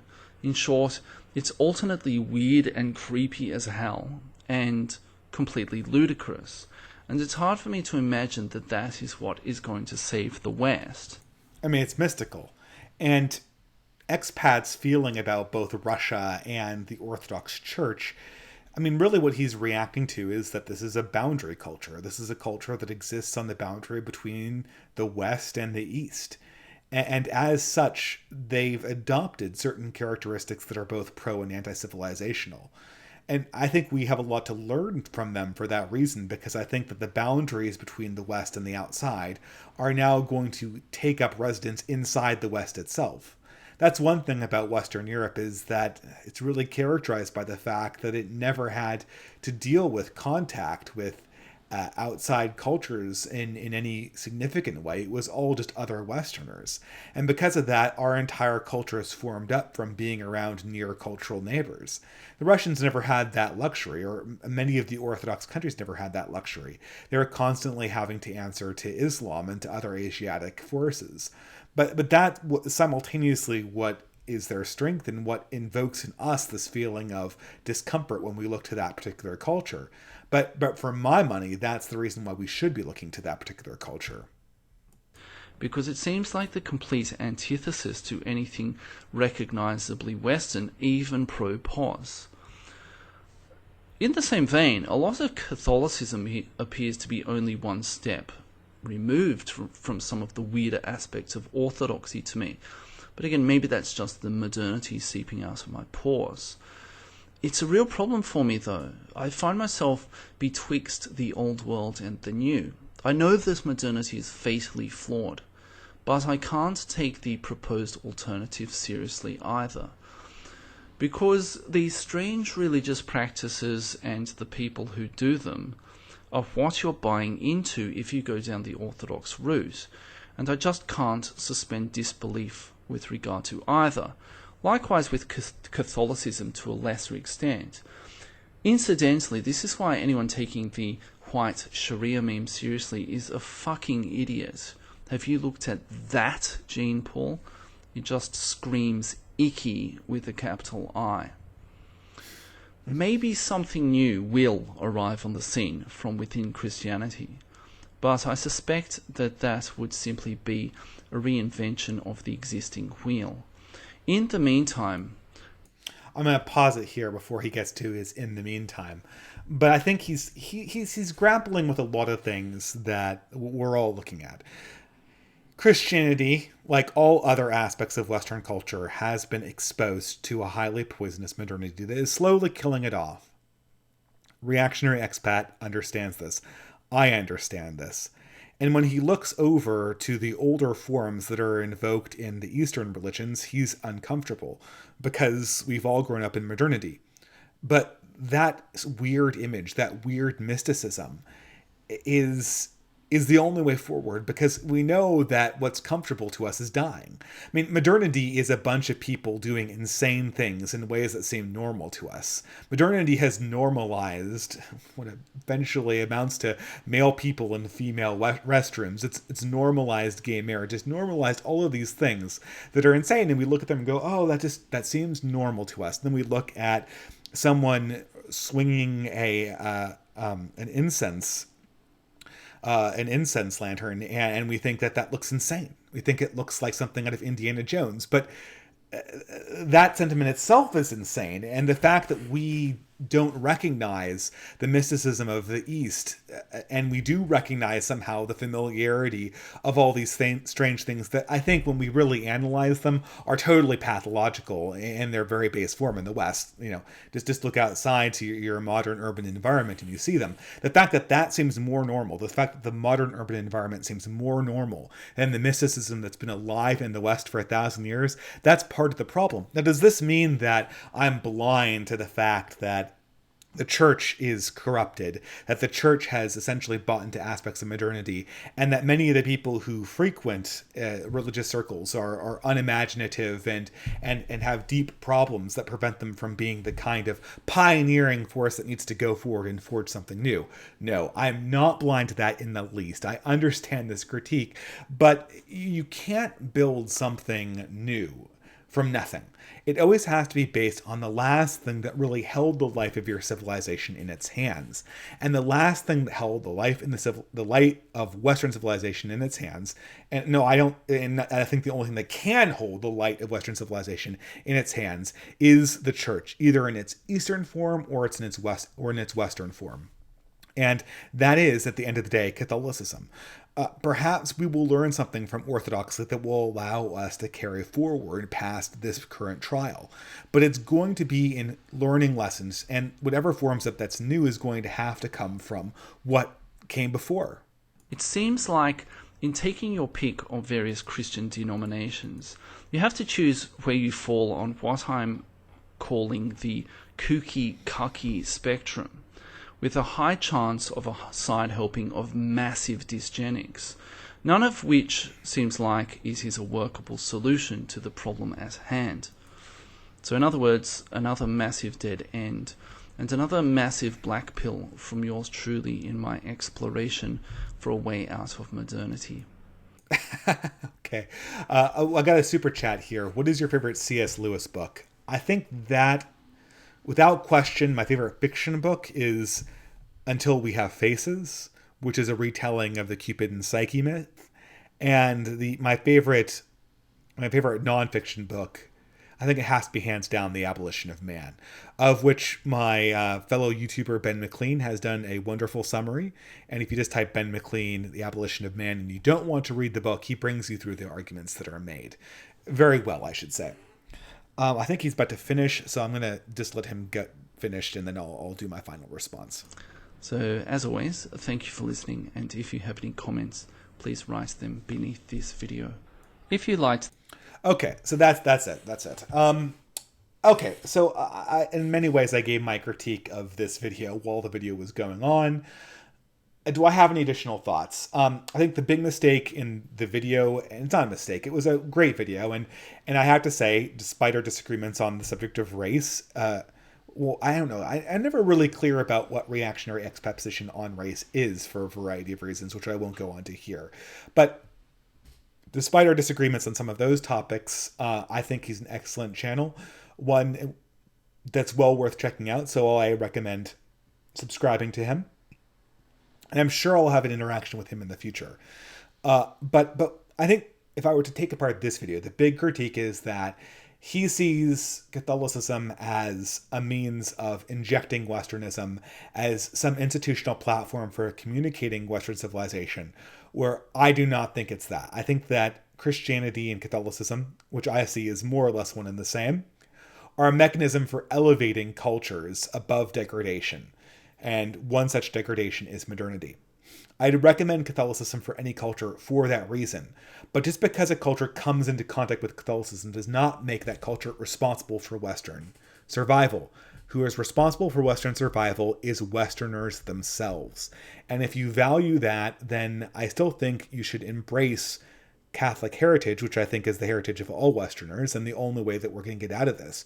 But much for the reason that it's a ward against degradation generally, and a ward against modernity, and less because it will magically imbue Africans with the desire, the responsibility, or the inclination to somehow move out of their culture to save ours.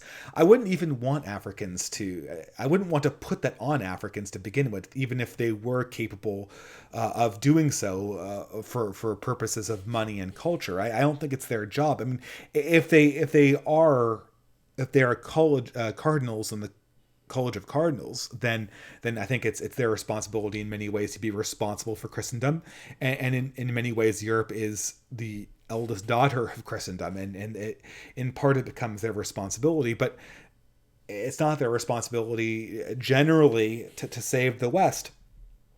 I think what we're really staring at right now with the whole reactionary expat thing is that there are many black pills on in the world right now. Is Western civilization going to survive? And if it is, how is it going to survive? Because on one hearing of this, of expats, black pill, Western civilization shouldn't even survive. It should just go off to the corner and die. Because it's been conquered, it's been paused, as they say, in the reactionary community, and therefore it has no means of pulling itself up out of this degradation. I guess there's two reasons we can approach this. The first way is to say, okay, let's concede. Let's just say that Western civilization is going to die. And I'm going to propose this question generally to millennial woes and to reactionary expat and to all of the other alt-writers. And it's a thought experiment. I have a few thought experiments for them, and this is certainly one of them. Let's say that I take millennial woes and I put him on a rocket ship. You know, I swing him around Saturn at near light speeds, and he comes back to Earth, and it's 200 years later, Planet of the Apes style. And Planet of the Apes style, and this is not an ethnic slur, it's just simply an analogy to the movie Planet of the Apes where similar things happens. He comes back to Earth, and there are no more Europeans. Every single person on Earth is sub-Saharan African. We could say that this is because there is a huge collapse of Western civilization, that everyone on the alt-right thinks is the case. Maybe it's just because there was some genetic disease that killed off everybody of an Asiatic or European persuasion. So all we have are sub-Saharan Africans with very minuscule amounts of Asiatic and European blood in them. You come back to the society. There is no way that Western man is going to survive. Does that mean you cease to care about humanity's fate? Period?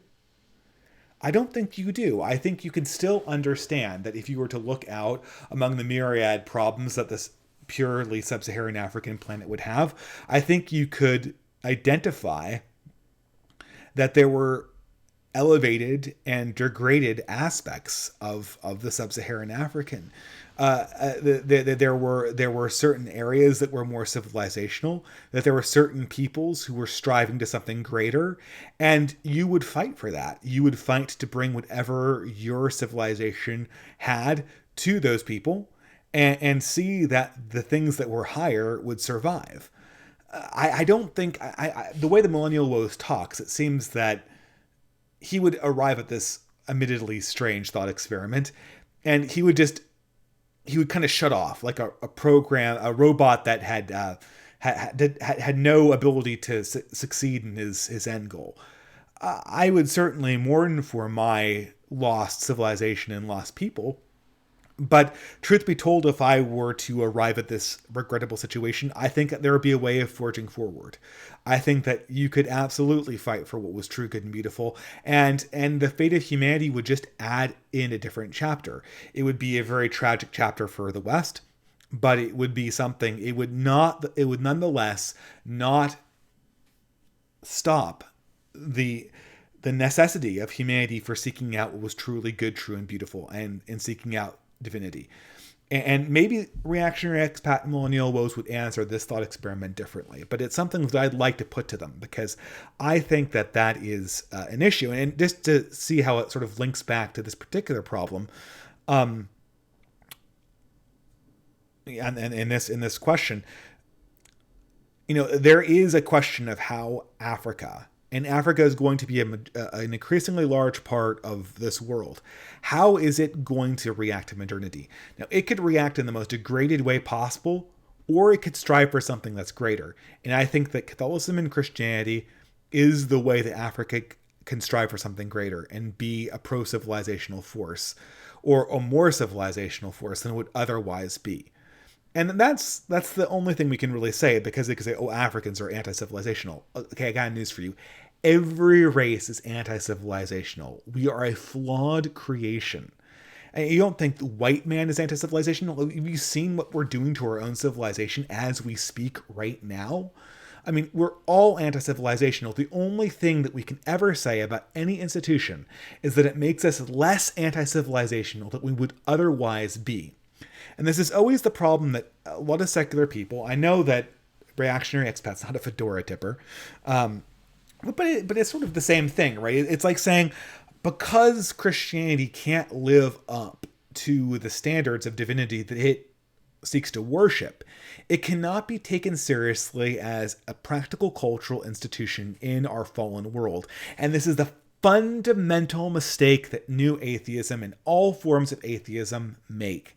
And that is that Christianity, it exists in a fallen world. It shares in that fallen nature. But I still defend the fact that if you're interested in seeing the West survive, it's going to have to come through something that looks very much like Christianity. Now, long digression aside, let's take the other side. Let's say that Western civilization finds a way of pulling through, or can pull through. We are going to renew ourselves. How is that renewal going to take place? That renewal has to take place at a very basic cultural and spiritual level for Western man. Some motivating ethos has to be inserted into the mind and soul and spirit of Western man that's going to cause him to look at his own institutions and reform them at a very basic level. Now, to accomplish that, Western man is going to need to have some kind of spiritual, I would argue, and intellectual renaissance. And the source of that, the only source, is going to have to come from something that looks very much like Catholicism or very much like Orthodox Christianity. And that's going to mean that we're going to have to accept, if it's going to be Catholicism, it's going to have to be an acceptance of the fact that it has been partially paused, and the reemergence of the non-progressive, or the, I hate using this word pause, but I'm using it because he did. The emergence of this non-degraded form of Christianity is going to come from within the church. And I know of many people like this. I know of many people who might be able to be leaders in such a revival, but they're there. And it's going to have to also mean a certain amount of returning to our own mystical traditions, even though they might creep us out, even though they might seem weird, like Temple of Doom, or what is it? Is it Eyes Wide Shut? It's like the 50 Shades of Grey of the 90s or whatever.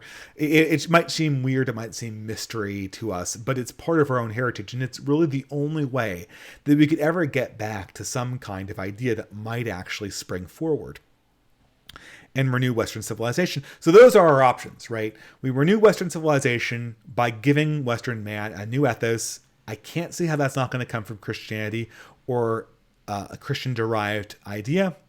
Or we resign ourselves to the fact that everything in the West is so utterly paused that it can't possibly renew us at any level, in which case we're going to, at some level, get to a planet that's dominated by Africa and other areas of the global South. In which case we have to ask ourselves, if that is the case, do we care about humanity? I certainly care about humanity from that region. It's not my version of humanity, but I still have a loyalty to it, a loyalty that I need to pursue. And in that case, once again, we reassert the need for Christianity. We reassert the need to have the pro-civilizational aspects of those cultures elevated over the anti-civilizational ones. So again, the need for Christianity and the need for these elevating institutions reasserts itself, regardless of who wins the ultimate battles in the culture war, and regardless of who wins the battles ultimately about where borders are drawn in between nations and where borders are drawn in between people. And that's really the answer I have for reactionary expat at this moment. Okay, so that took way, way, way longer than I thought. So I'm going to have to, unfortunately, put the other long video, which is Stardust's, off to the side, because I don't think I'll be able to finish it in my allotted time. It'll just have to wait until the March DistAns 4.0. And I think people can choose between whether I go look from my last video to the Laughing Man Ox, which I think is another, I can't, is he progressive or is he all right? I can't figure it out. They all start something the same after a while. Or whether I go to the Steve Shives video, which someone forwarded to me and asked me to review. I haven't seen either of these videos, so you'll be seeing me answer them for the first time. But I'm going to give us a slight break here. I'm going to let people ask questions. I'm going to mute myself for 5 seconds. I'm going to get a drink of water, and then I'm going to return for the last half of this live stream. So you guys can ask me questions with the @ symbol, or if you're feeling generous and want to support my project, with the super chat functionality, and I will answer them when I get back in a minute or two.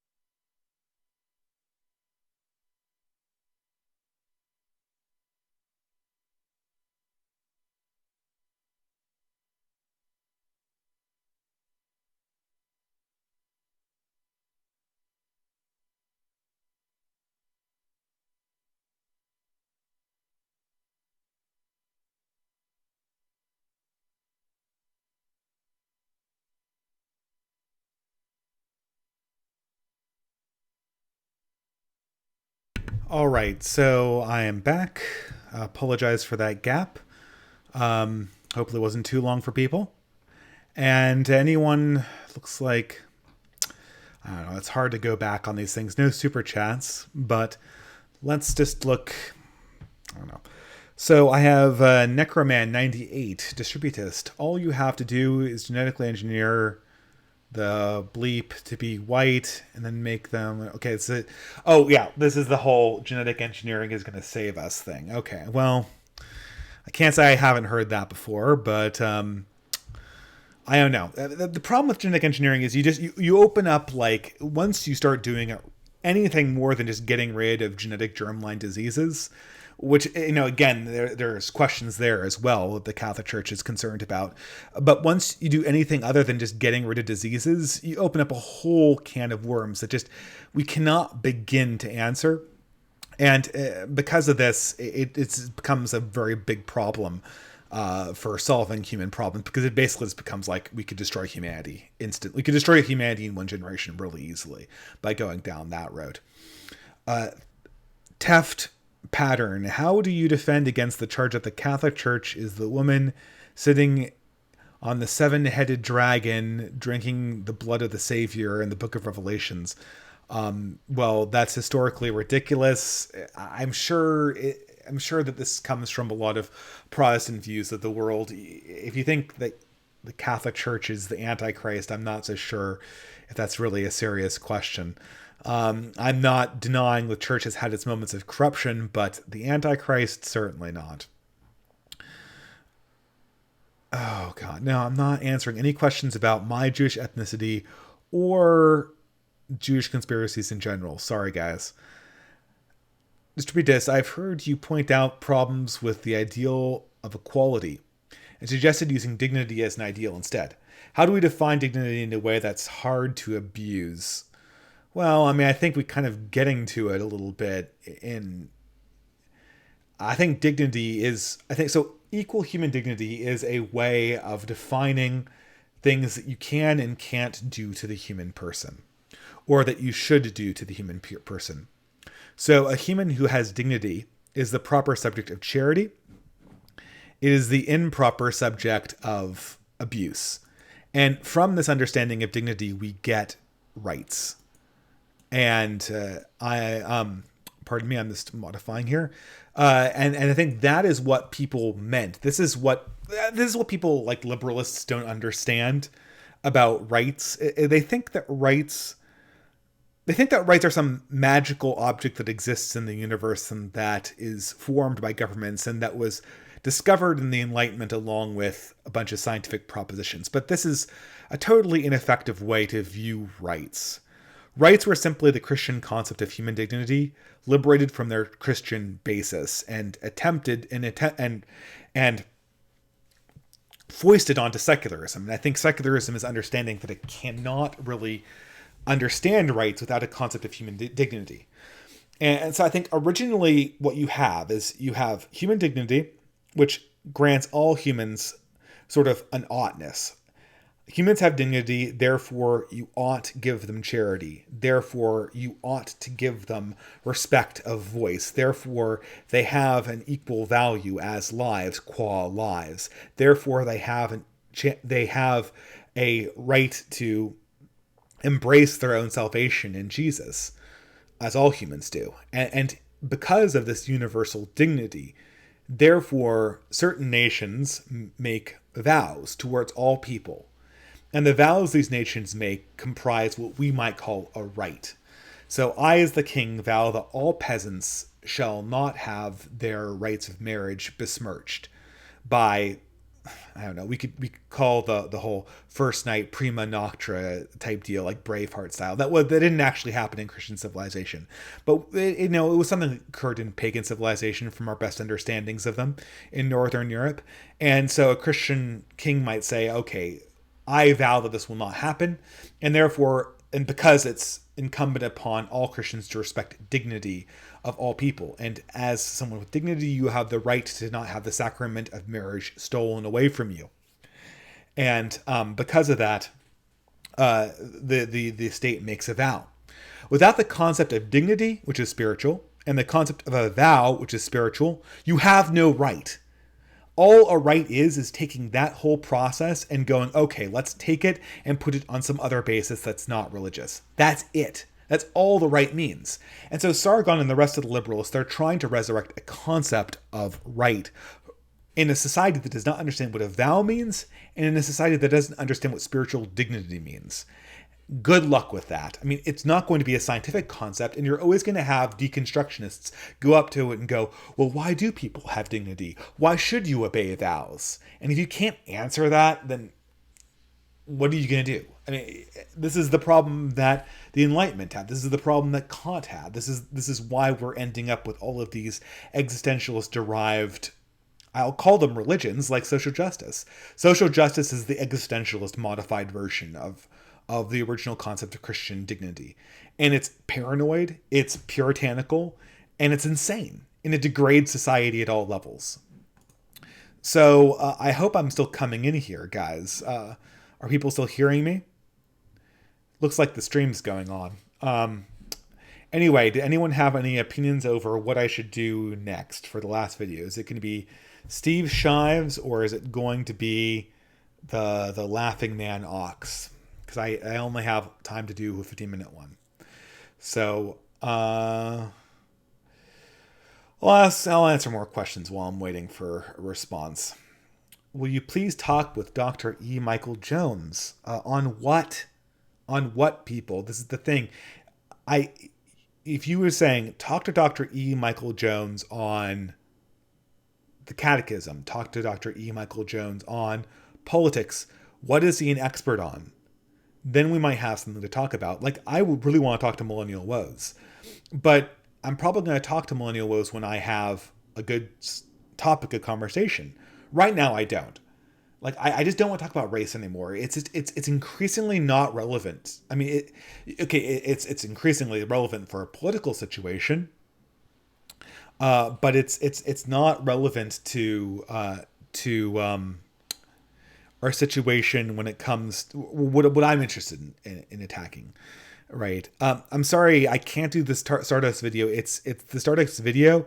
It's a half an hour. It's just gonna have to wait till the next time. I'm running out of time in my own life to do a live stream like this. So I'm gonna have to get back to work, which means that I'm gonna have to pick one of the shorter videos. So I apologize again. Oh, okay. So it is the Jews. No. I'm not doing Jewish conspiracy theories on this channel okay, first of all, I don't like conspiracy theories generally. If I were going to have a conversation about the Jews in the Catholic Church in a historic sense, I would make really sure that I'd have somebody on both sides of the issue. They could answer the objections.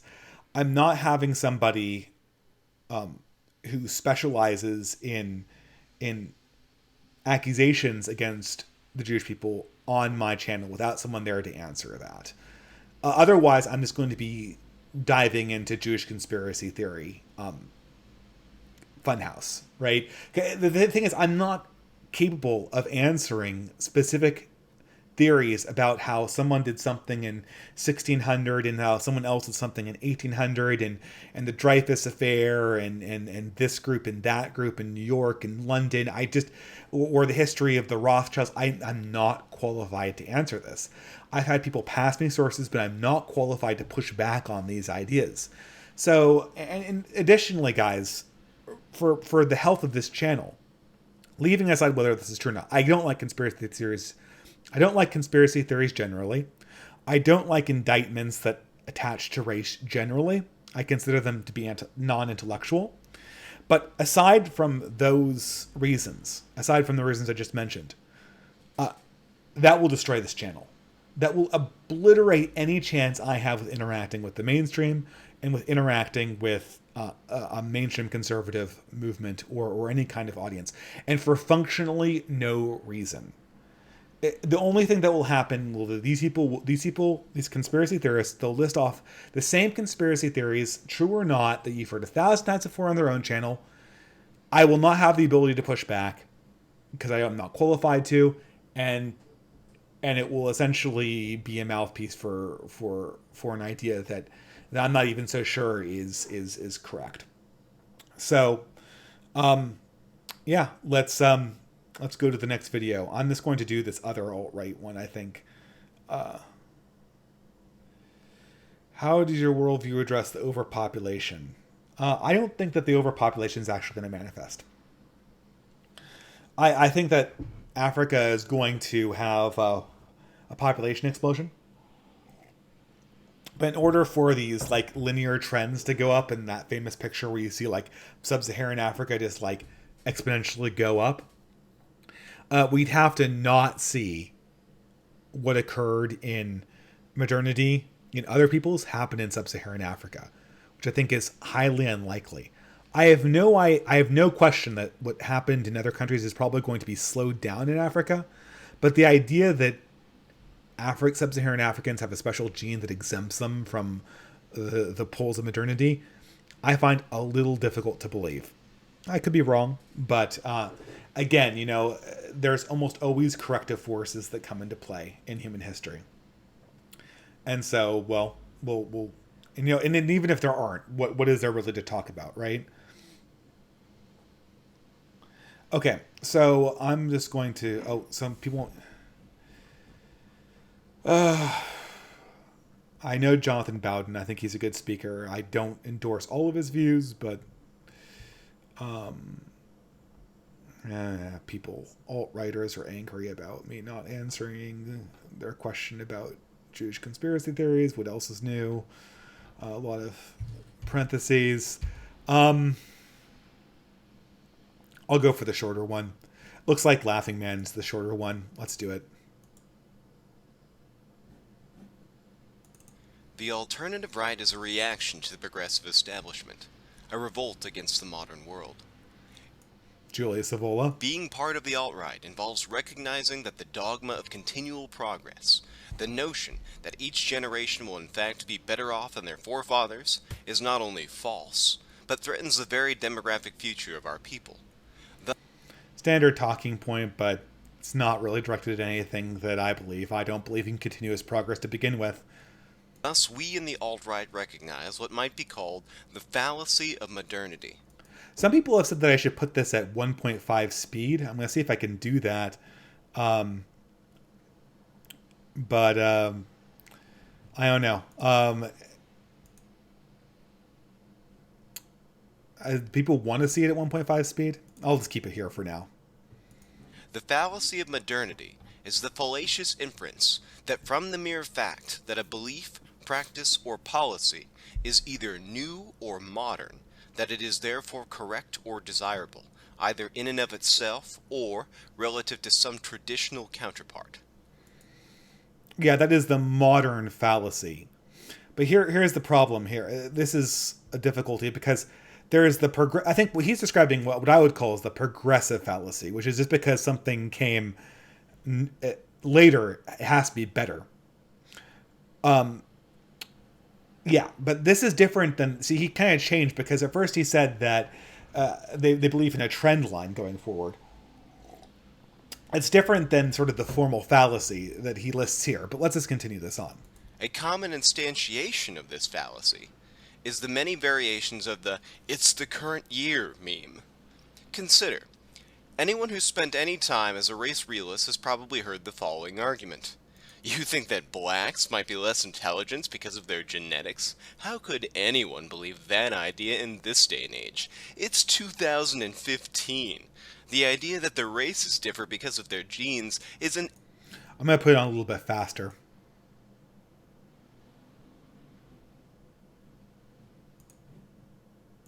idea that no sensible person believes anymore. Now, the underlying problem with this logic is that we cannot conclude that a belief or policy is true or desirable merely from the fact that it is new or modern. Ugh, I'm sorry, that's terrible, guys.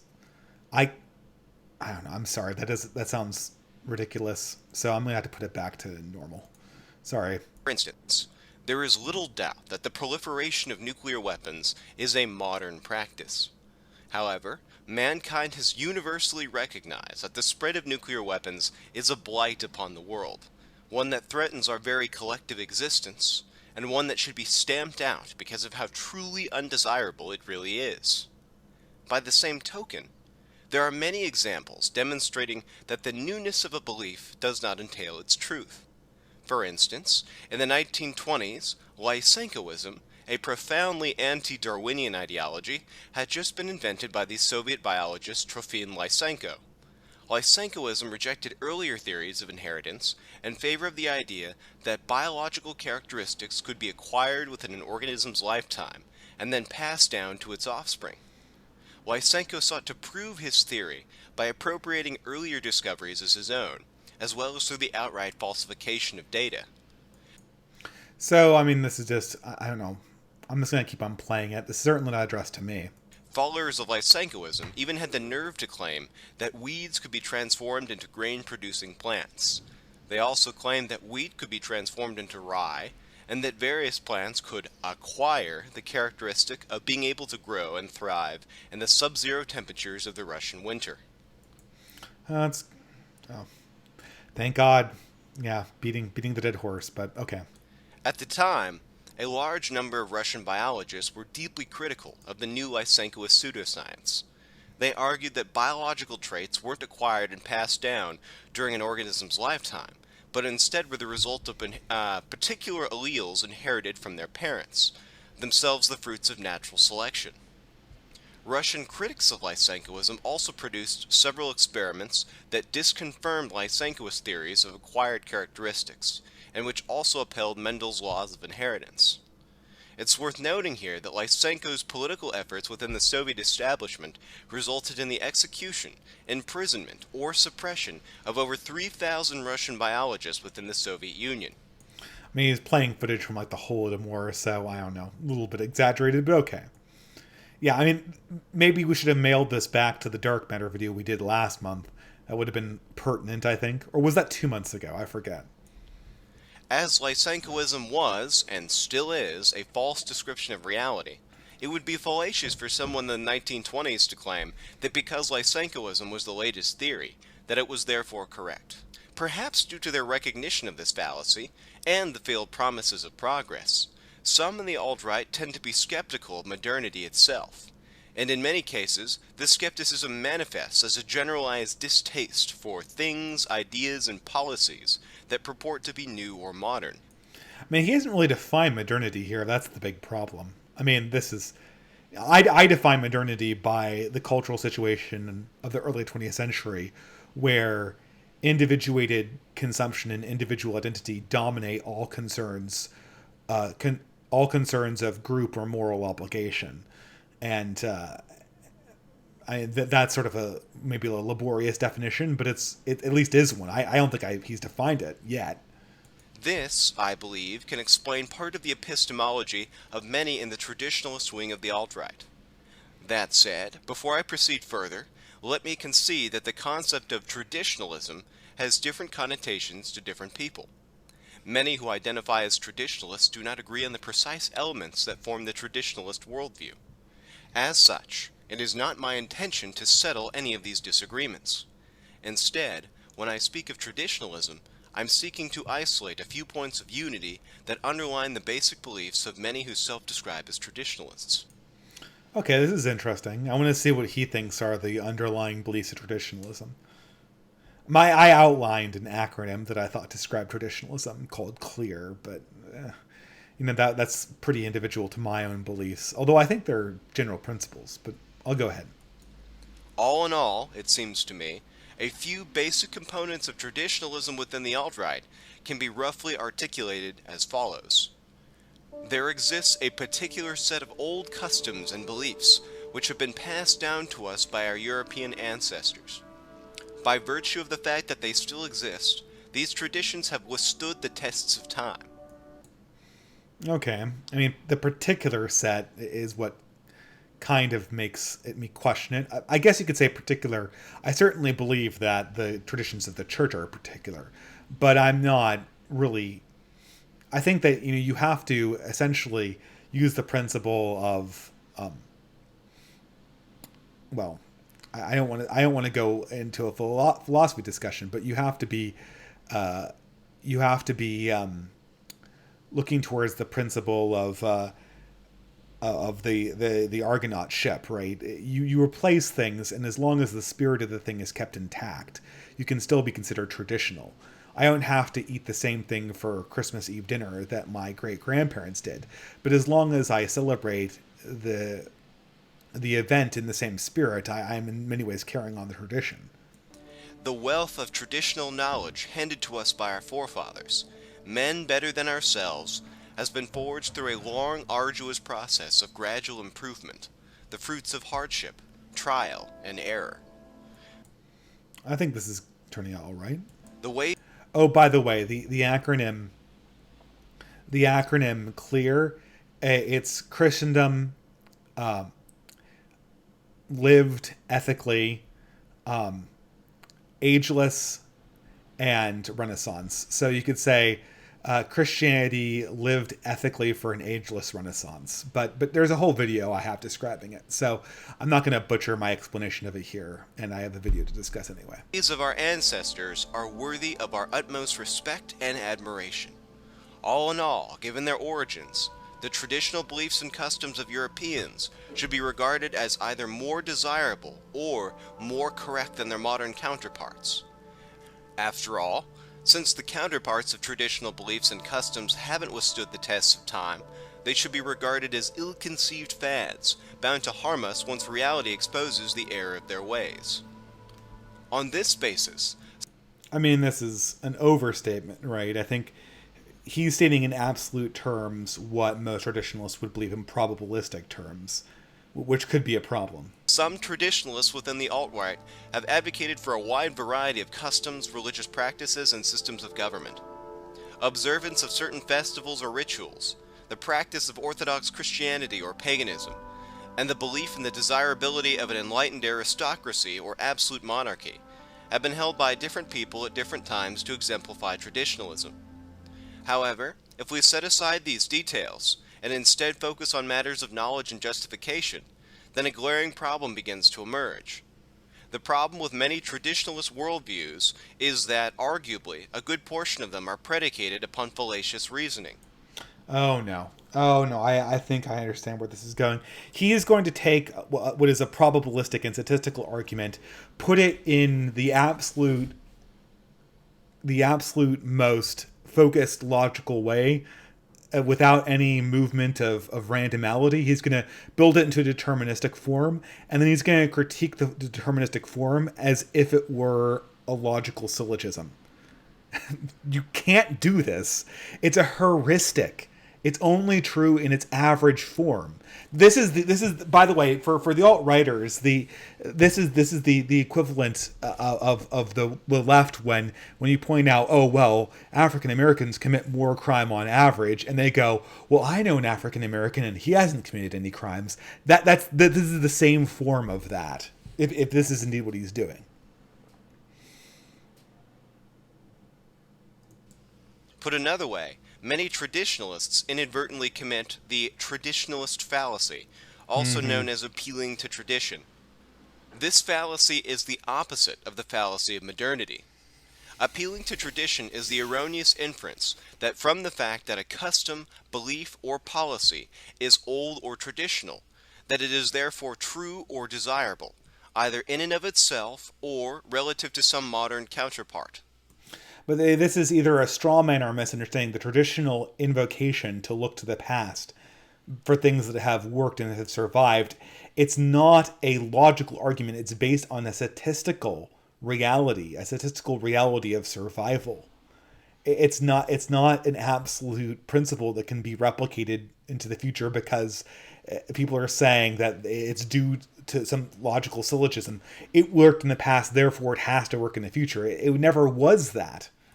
The logical hole in this reasoning is that it simply doesn't follow that Oh, no shit. because something is old or traditional, that it is therefore desirable or true. Okay, he should put a fedora in this one. The fedoras aren't just on the new atheist movement here. We know this because there are many traditional beliefs and customs that are false or undesirable.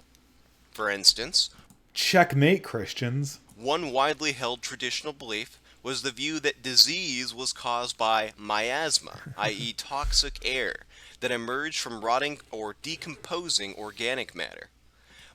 I've just got a question for people who make videos like this.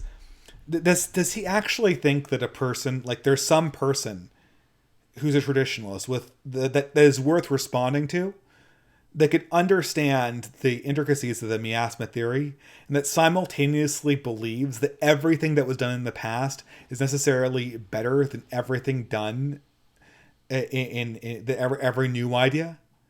Like, there must be an incredibly small amount of people. The people who could understand this analogy and simultaneously are beset with the problem that he's describing right now. They actually think the strong form of what he's debunking. I can't imagine the person who this could actually be told to and would actually make a difference in their worldview. Miasma theory held that air from compost and corpses alike was equally and entirely responsible for the spread of disease. Traditionalist miasma theory dates back to the ancient Greeks, at least as far back as the 4th or 5th century BCE. It was also thought to be a perfectly legitimate scientific theory until the early 20th century. However, we now know that the miasma theory was incorrect, because we know that disease is spread primarily by a wide variety of pathogens. Ooh. Oh man, we were wrong about something in the past. Like, what traditionalist that has an IQ above 90 does not know that we were wrong about something in the past? Like, who does he think this video is going to stump? And not by miasma. Since miasma theory is a false traditional belief, it follows that we cannot logically conclude that a belief is true from the fact that it is traditional. Similarly, the inference that a custom is desirable because it is traditional also misses the mark. This is the thing too, guys. I mean, this is why, like, when I was in high school, I was all into like these fallacies.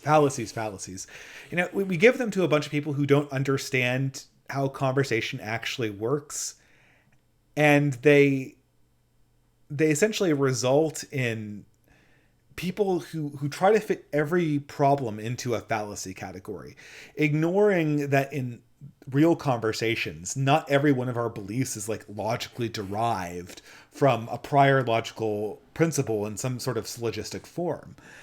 And so you go around labeling everything a fallacy when you go like, okay, your belief that the sun will come up tomorrow is a fallacy. Yeah, it is. It's the inductive fallacy. I still believe the sun's going to come up tomorrow. You know why? Because that's how heuristic thinking works. And so this is the thing. I think people need to be able to sort of earn the ability to really use fallacies like this. They need to understand how human thought works before they're just sent out into the world with a bag of fallacies and scissors and paste, so they can at least have some understanding about how this works. Because otherwise you just get all these people calling everything a fallacy, and it just becomes ridiculous after a while. I'm just listening to this and laughing. For instance, the tradition known as cat burning traces its roots to medieval France and was widely practiced for centuries. Cat burning involves shoving dozens of cats into a net and then burning the animals alive by throwing the net onto a bonfire, partly for entertainment purposes. It was also customary. Well, maybe said it was partly for entertainment purposes, so I mean, how much of this was a belief and how much of this was just the natural human inclination to see cruelty? I mean, this was the Quentin Tarantino movie of the Middle Ages, right? For Frenchmen to burn cats in the middle of summer as a symbolic repudiation of the devil and to bring about good luck for the rest of the year. I don't think it's necessary to explain why cat burning was a bad tradition. Except for the stupid traditionalists who this video is directed towards. Checkmate. We should all be able to say, good riddance. I also suspect that we can agree that the custom was fucking barbaric and profoundly undesirable. As such, all of us should be able to concede that we cannot deduce that something is desirable merely from the fact that it is traditional. Who claims that? At this point, some of you might rightly be wondering, if modernity and tradition aren't good guides to the good or the true, then what is? I think the answer to this question lies in what I'd like to call pragmatic conservatism. The Whatever is pragmatic is good. I mean, perhaps the question of what's good or not for society is more complicated than just using standard labels to this is something people do too. This is something you see a lot in new atheist circles. They have this idea of the good, and they try to create a net through history that categorizes everything good as part of their ideology and everything that's bad as part of the other person's ideology. And I hope that traditionalists of an intelligent variety will look at their own tradition and go, no, there were elements that were bad. Catholicism's the perfect example. We've had idiot popes in the past. We might have one now. This has happened. This has been part of the church. We've had atrocities committed in the name of the church.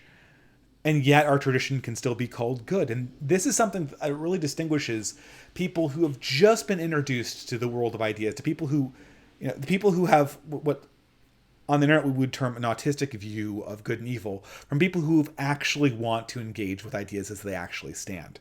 But let's hear what pragmatic conservatism is. reply of the pragmatic conservative to such a dilemma would be as follows. One should evaluate the truth or desirability of beliefs and customs, whether they are modern or traditional, on a case-by-case basis. To use an analogy, and now this is progressivism. This would be the Sargon liberalism. And this is now he said he's going into examples, so I assume the statement is finished. We should evaluate every tradition on a case-by-case basis. What does that mean? Where does the presumption lie? If the presumption does not lie on the part of the tradition, you will obliterate your civilization instantly. I know I've used this analogy in every single DistAns video we've done so far since I started doing them in fall, but if you start doing this to the fundamental premises of your civilization, at some point you're going to miss. You're going to deconstruct your own premises, and then every single ability to justify your own views is going to go straight out the window. So he's just recreating liberalism. even in flu season, a doctor generally cannot tell what ails a person simply by looking at one or two obvious features. Does he test every single vaccine to make sure that it's effective? Does he have 100% confidence that because our vaccine process worked that last year, it's going to work this year? Does he have some kind of prior belief, or is he just test every single belief he has going forward with a rigorous double-blind examination? Instead, doctors must evaluate their patients on a case-by-case basis. They must do their best to examine all of the relevant symptoms and to use their best judgment in order to formulate a diagnosis for each and every patient tailored to their unique circumstances. Oh, I know you can't see me, guys, but I'm just face palming so hard right now. No, the doctor does. First of all, the doctor doesn't examine every single possible symptom. You have to think about what's likely, and what immediately springs to mind is likely is going to be mostly what you have in your experience. So there are certainly weights on your evaluation. Your evaluation doesn't occur in a vacuum. I heard this so many times from the skeptics, and then I heard it so much from the progressive SJWs, and I heard it so much from the liberalists, and I thought this would exist in the alt-right, but apparently it does. Apparently this autistic view of the world, that you can just copy it right over into alt-right land and come out the opposite end. Look, guys, who is this directed towards? I know that's not how doctors actually make their decisions. Nassim Nicholas Taleb is really great at doing this, and even if if you're telling me that the doctor makes decisions in a vacuum like this, I know it's not true. But if this is the more broad definition, where all we're saying is that we should make the judgments unbiased as much as possible, then who are you directing this video towards? Because everyone believes that.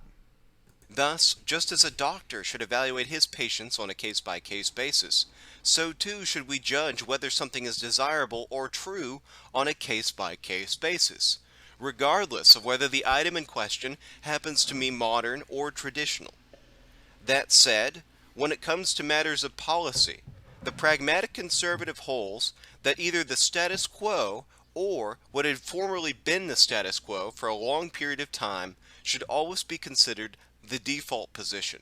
Okay, now we're getting back to something that sounds a little bit more reasonable. But this, once you have a default position, you're not doing case by case anymore. So this essentially has vetoed your original rule from existence entirely. Until it can be shown that there is a superior alternative. Put another way, the burden of proof is always on the would-be reformer.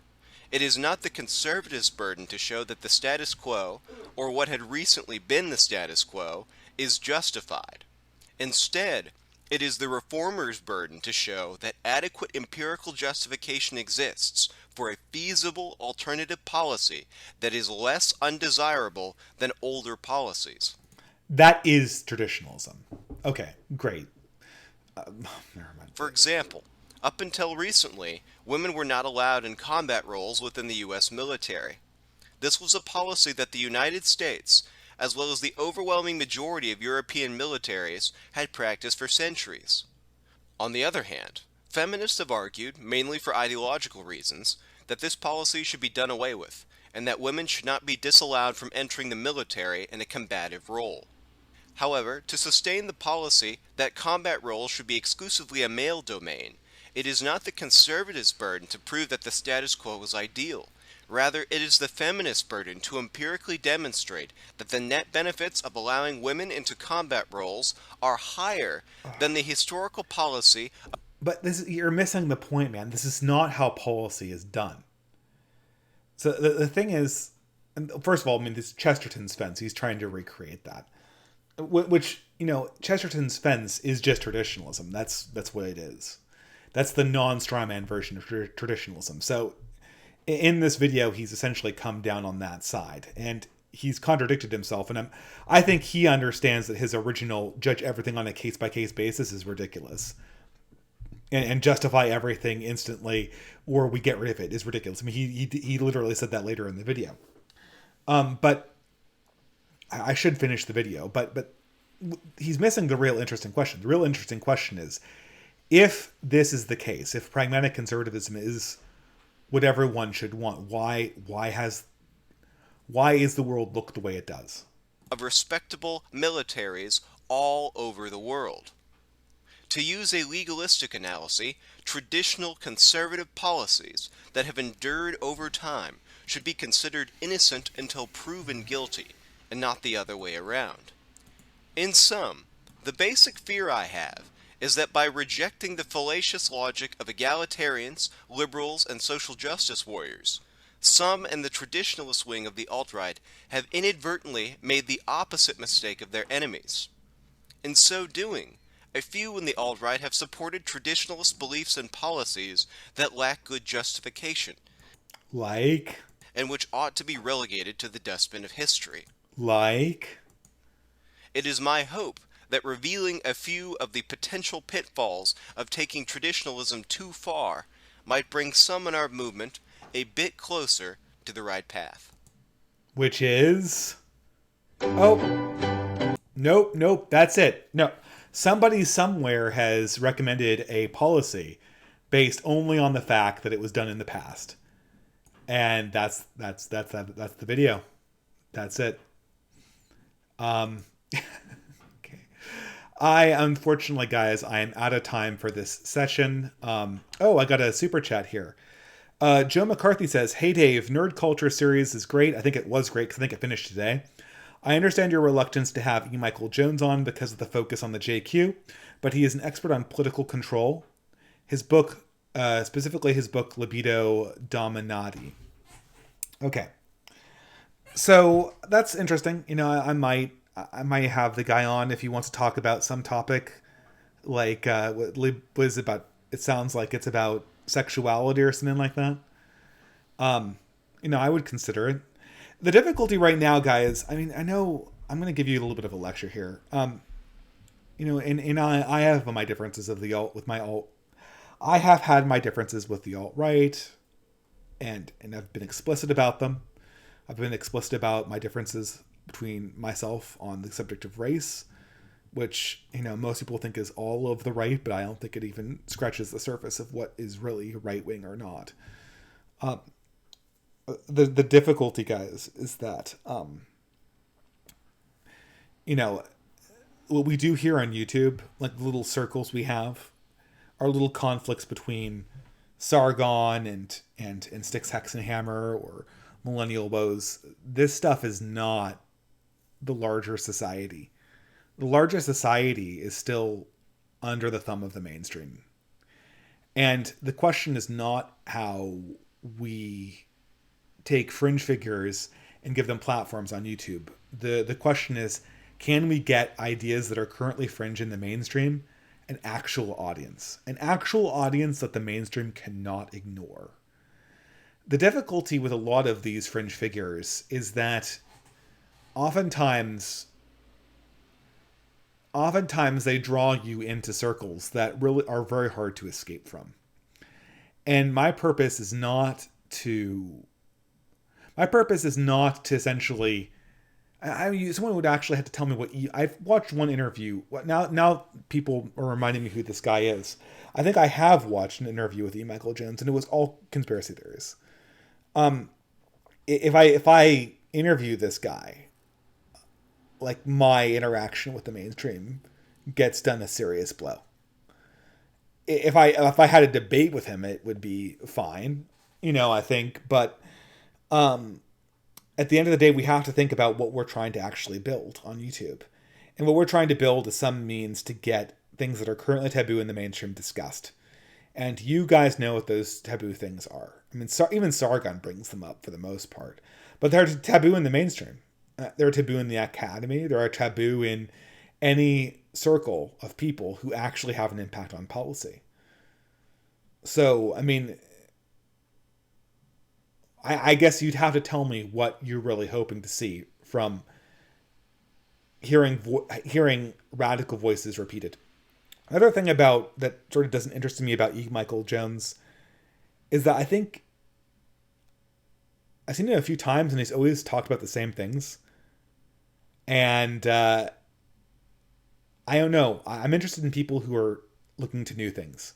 I'm not interested in people who are trying to shore up a career that was thwarted by earlier iterations of the Cathedral. I'm interested in looking for people who are interested in exploring new ideas. I think people like Reactionary Expat are interested in exploring new ideas. I think people like... I even think people like Millennial Woes and Sargon are. But I think that's the conversation we need to have.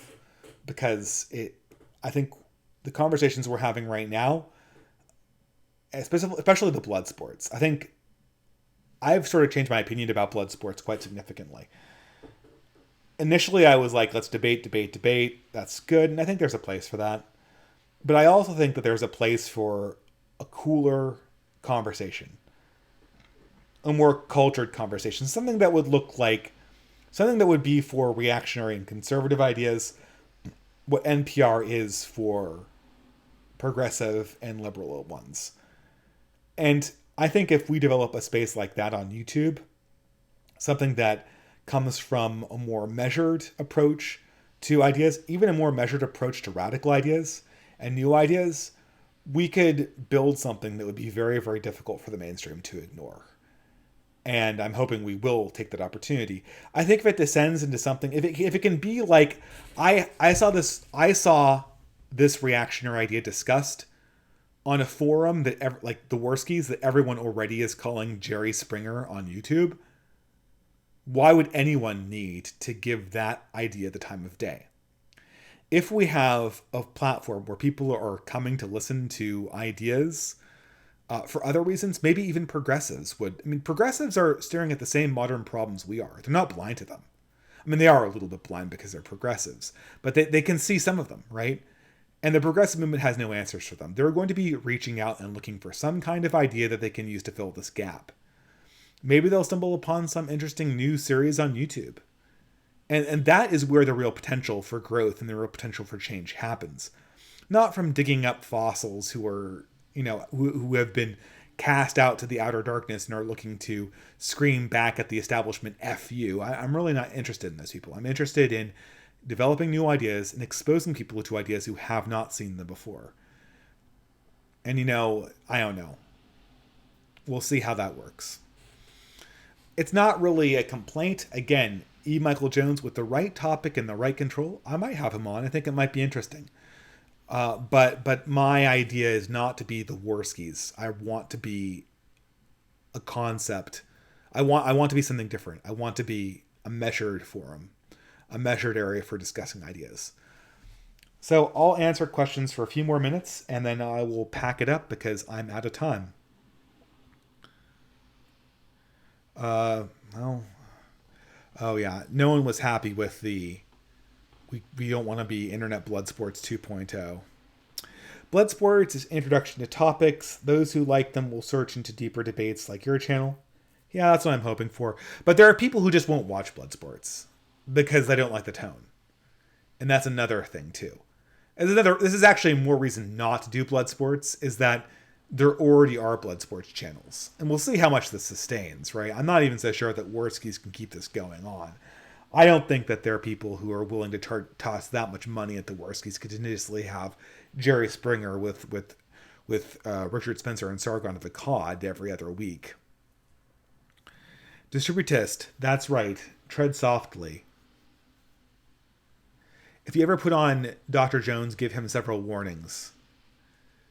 Yeah. Maybe if he did if we talked about something completely ancillary to that stuff, if you want to see it, it's there. It's on YouTube already, right? It's on YouTube already from any alt-right channel. So you don't need me to tell you about it, right? And the difficulty too is that anyone from the establishment who would debate this stuff, they've ostracized people who talk about this topic. So I can't even get an expert on from the other side to debate this, which is why it's really difficult. Tom K286 for $5. Thank you very much for the super chat. Hey, just got on the stream. Do you think that there is a link between the religious impulses? Oh, no. Yeah. Do you think there's a link between the religious impulses of progressives? Oh, yes. Religious impulses. Progressivism is a religion in a way that conservatism just is not. Conservatism is much more a series of principles. And he continues it saying, for another $5, thank you very much. And the decline of the Protestant main line. Yes, the decline of the Protestant main line occurred because progressivism became an autonomous religion that did not have a god attached to it. It actually is a shame that I didn't do the Steve Shives video, because I think the reason why it was put into distance is that it sort of it indicated that Steve Shives was a religious convert to the progressive religion and not as much of an atheist as he might think. Okay, thank you very much for the super chat. Yes, progressivism is a religion. In a way, like I said, conservatism is a group of principles that unify a particular political coalition. Progressivism is a religion, which is why its fall will be thunderously more disastrous than the current death of conservatism we're seeing right now. Goes to Buckley, distributist, why don't you do medieval debates? That's the kind of debates that Dean Esme is having. I would love to come on and do a debate like that on his channel. And maybe I'd even host one on my channel if someone had a good topic. Thoughts on Nick Fuentes? Yes, Nick Fuentes. Different style than me, so radically that it can't be put into words. I see no reason for me to be someone who's closely allied with Nick Fuentes or opposed to him. There's reason for neither, because his style is so different. I don't see why I would need to have an interaction with him. I can't see a debate between me and Fuentes being fruitful. And I can't see a conflict between me and Fuentes being fruitful either. So I think or a conversation for that matter. So, what is there really to say? Different strokes for different folks, I suppose. I don't even know his opinions on most issues. I just know his style. And his style is just really really antipodal, let's say, to pick a particular, it means on the opposite side of a sphere to my own. Distributist, will you do a video on distributism? Oh no, everyone has always asked me to do this. I can't. I can tell you what it was in 1920. Is anyone interested in economic theory that has not been largely developed since the 20s? I can already, in one line, I can tell you what the flaws are. The flaws of distributism is that it's an economic theory developed for an economy that has land ownership as the primary means of ownership. Unfortunately, in the globalized world, land ownership is not the primary means of capital. It's finance capital. And that's the main difficulty that we see here. I just can't. I want to do the video. I just can't think of how it could be good, and that's kind of a problem. I could do a live stream on distributism. That might answer your questions, but I can't think of a video where I could talk about distributism for half an hour, and give my audience any emotion at the end of it other than, well, that was pointless. I mean, the nerd series and the alt-right series, I like to think that at the end of the series, I got to a point where people could watch the entire thing and go like, okay, I see what he was saying. I see the point he was trying to make. I can't think of I can't think at this moment a video on distributism that would be somewhat similar to that.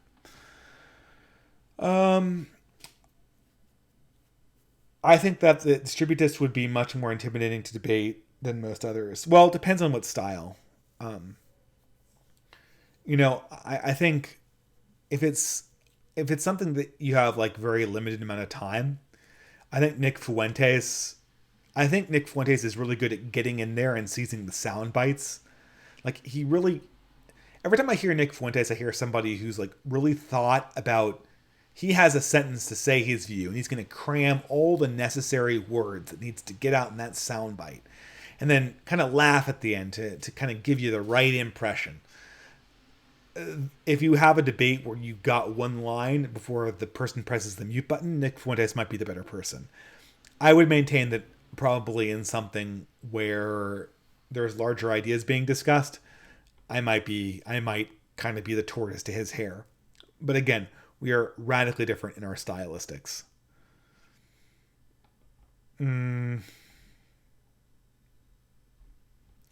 Anyway, are we having any more questions? I think I'm going to... What is your endgame vision? My endgame vision? Well, my endgame vision is to have some established institutions that are functionally reactionary and traditionalist by the time we hit the next big bump, which I think is going to be created by the fracturing of the Progressive Coalition. And that's a little bit abstract, but why aren't there platforms, organizations, links to the mainstream that discuss ideas that are talked about inside the reactionary community, even ones that have nothing to do with race, like the ones I talk about? That's something we need to work on. What is a good reading to introduce distributism? What is it? Isn't there that book that is it like After Communism and Capitalism that came out in the 80s or whatever? I'd have to think about that question. Nothing springs to mind immediately. Distributism, to my mind, does not have a academic defender, which is unfortunate for me. I'm not qualified to be the defender of distributism. I'm just not.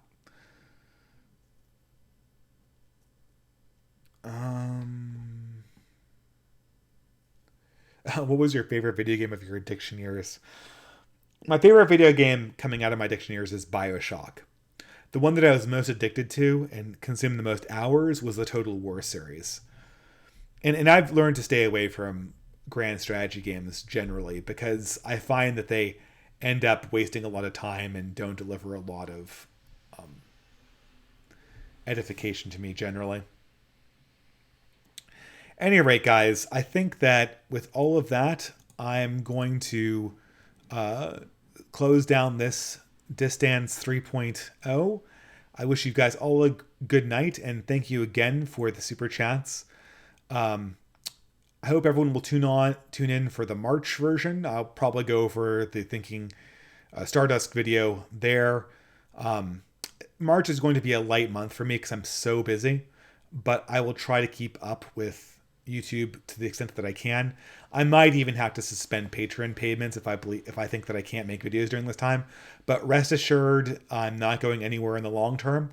So I hope to see you guys around. I'm not checking Twitter for Lent, and I'm off Discord, but generally, if you email me or contact me on Skype, I will be able to get back to you.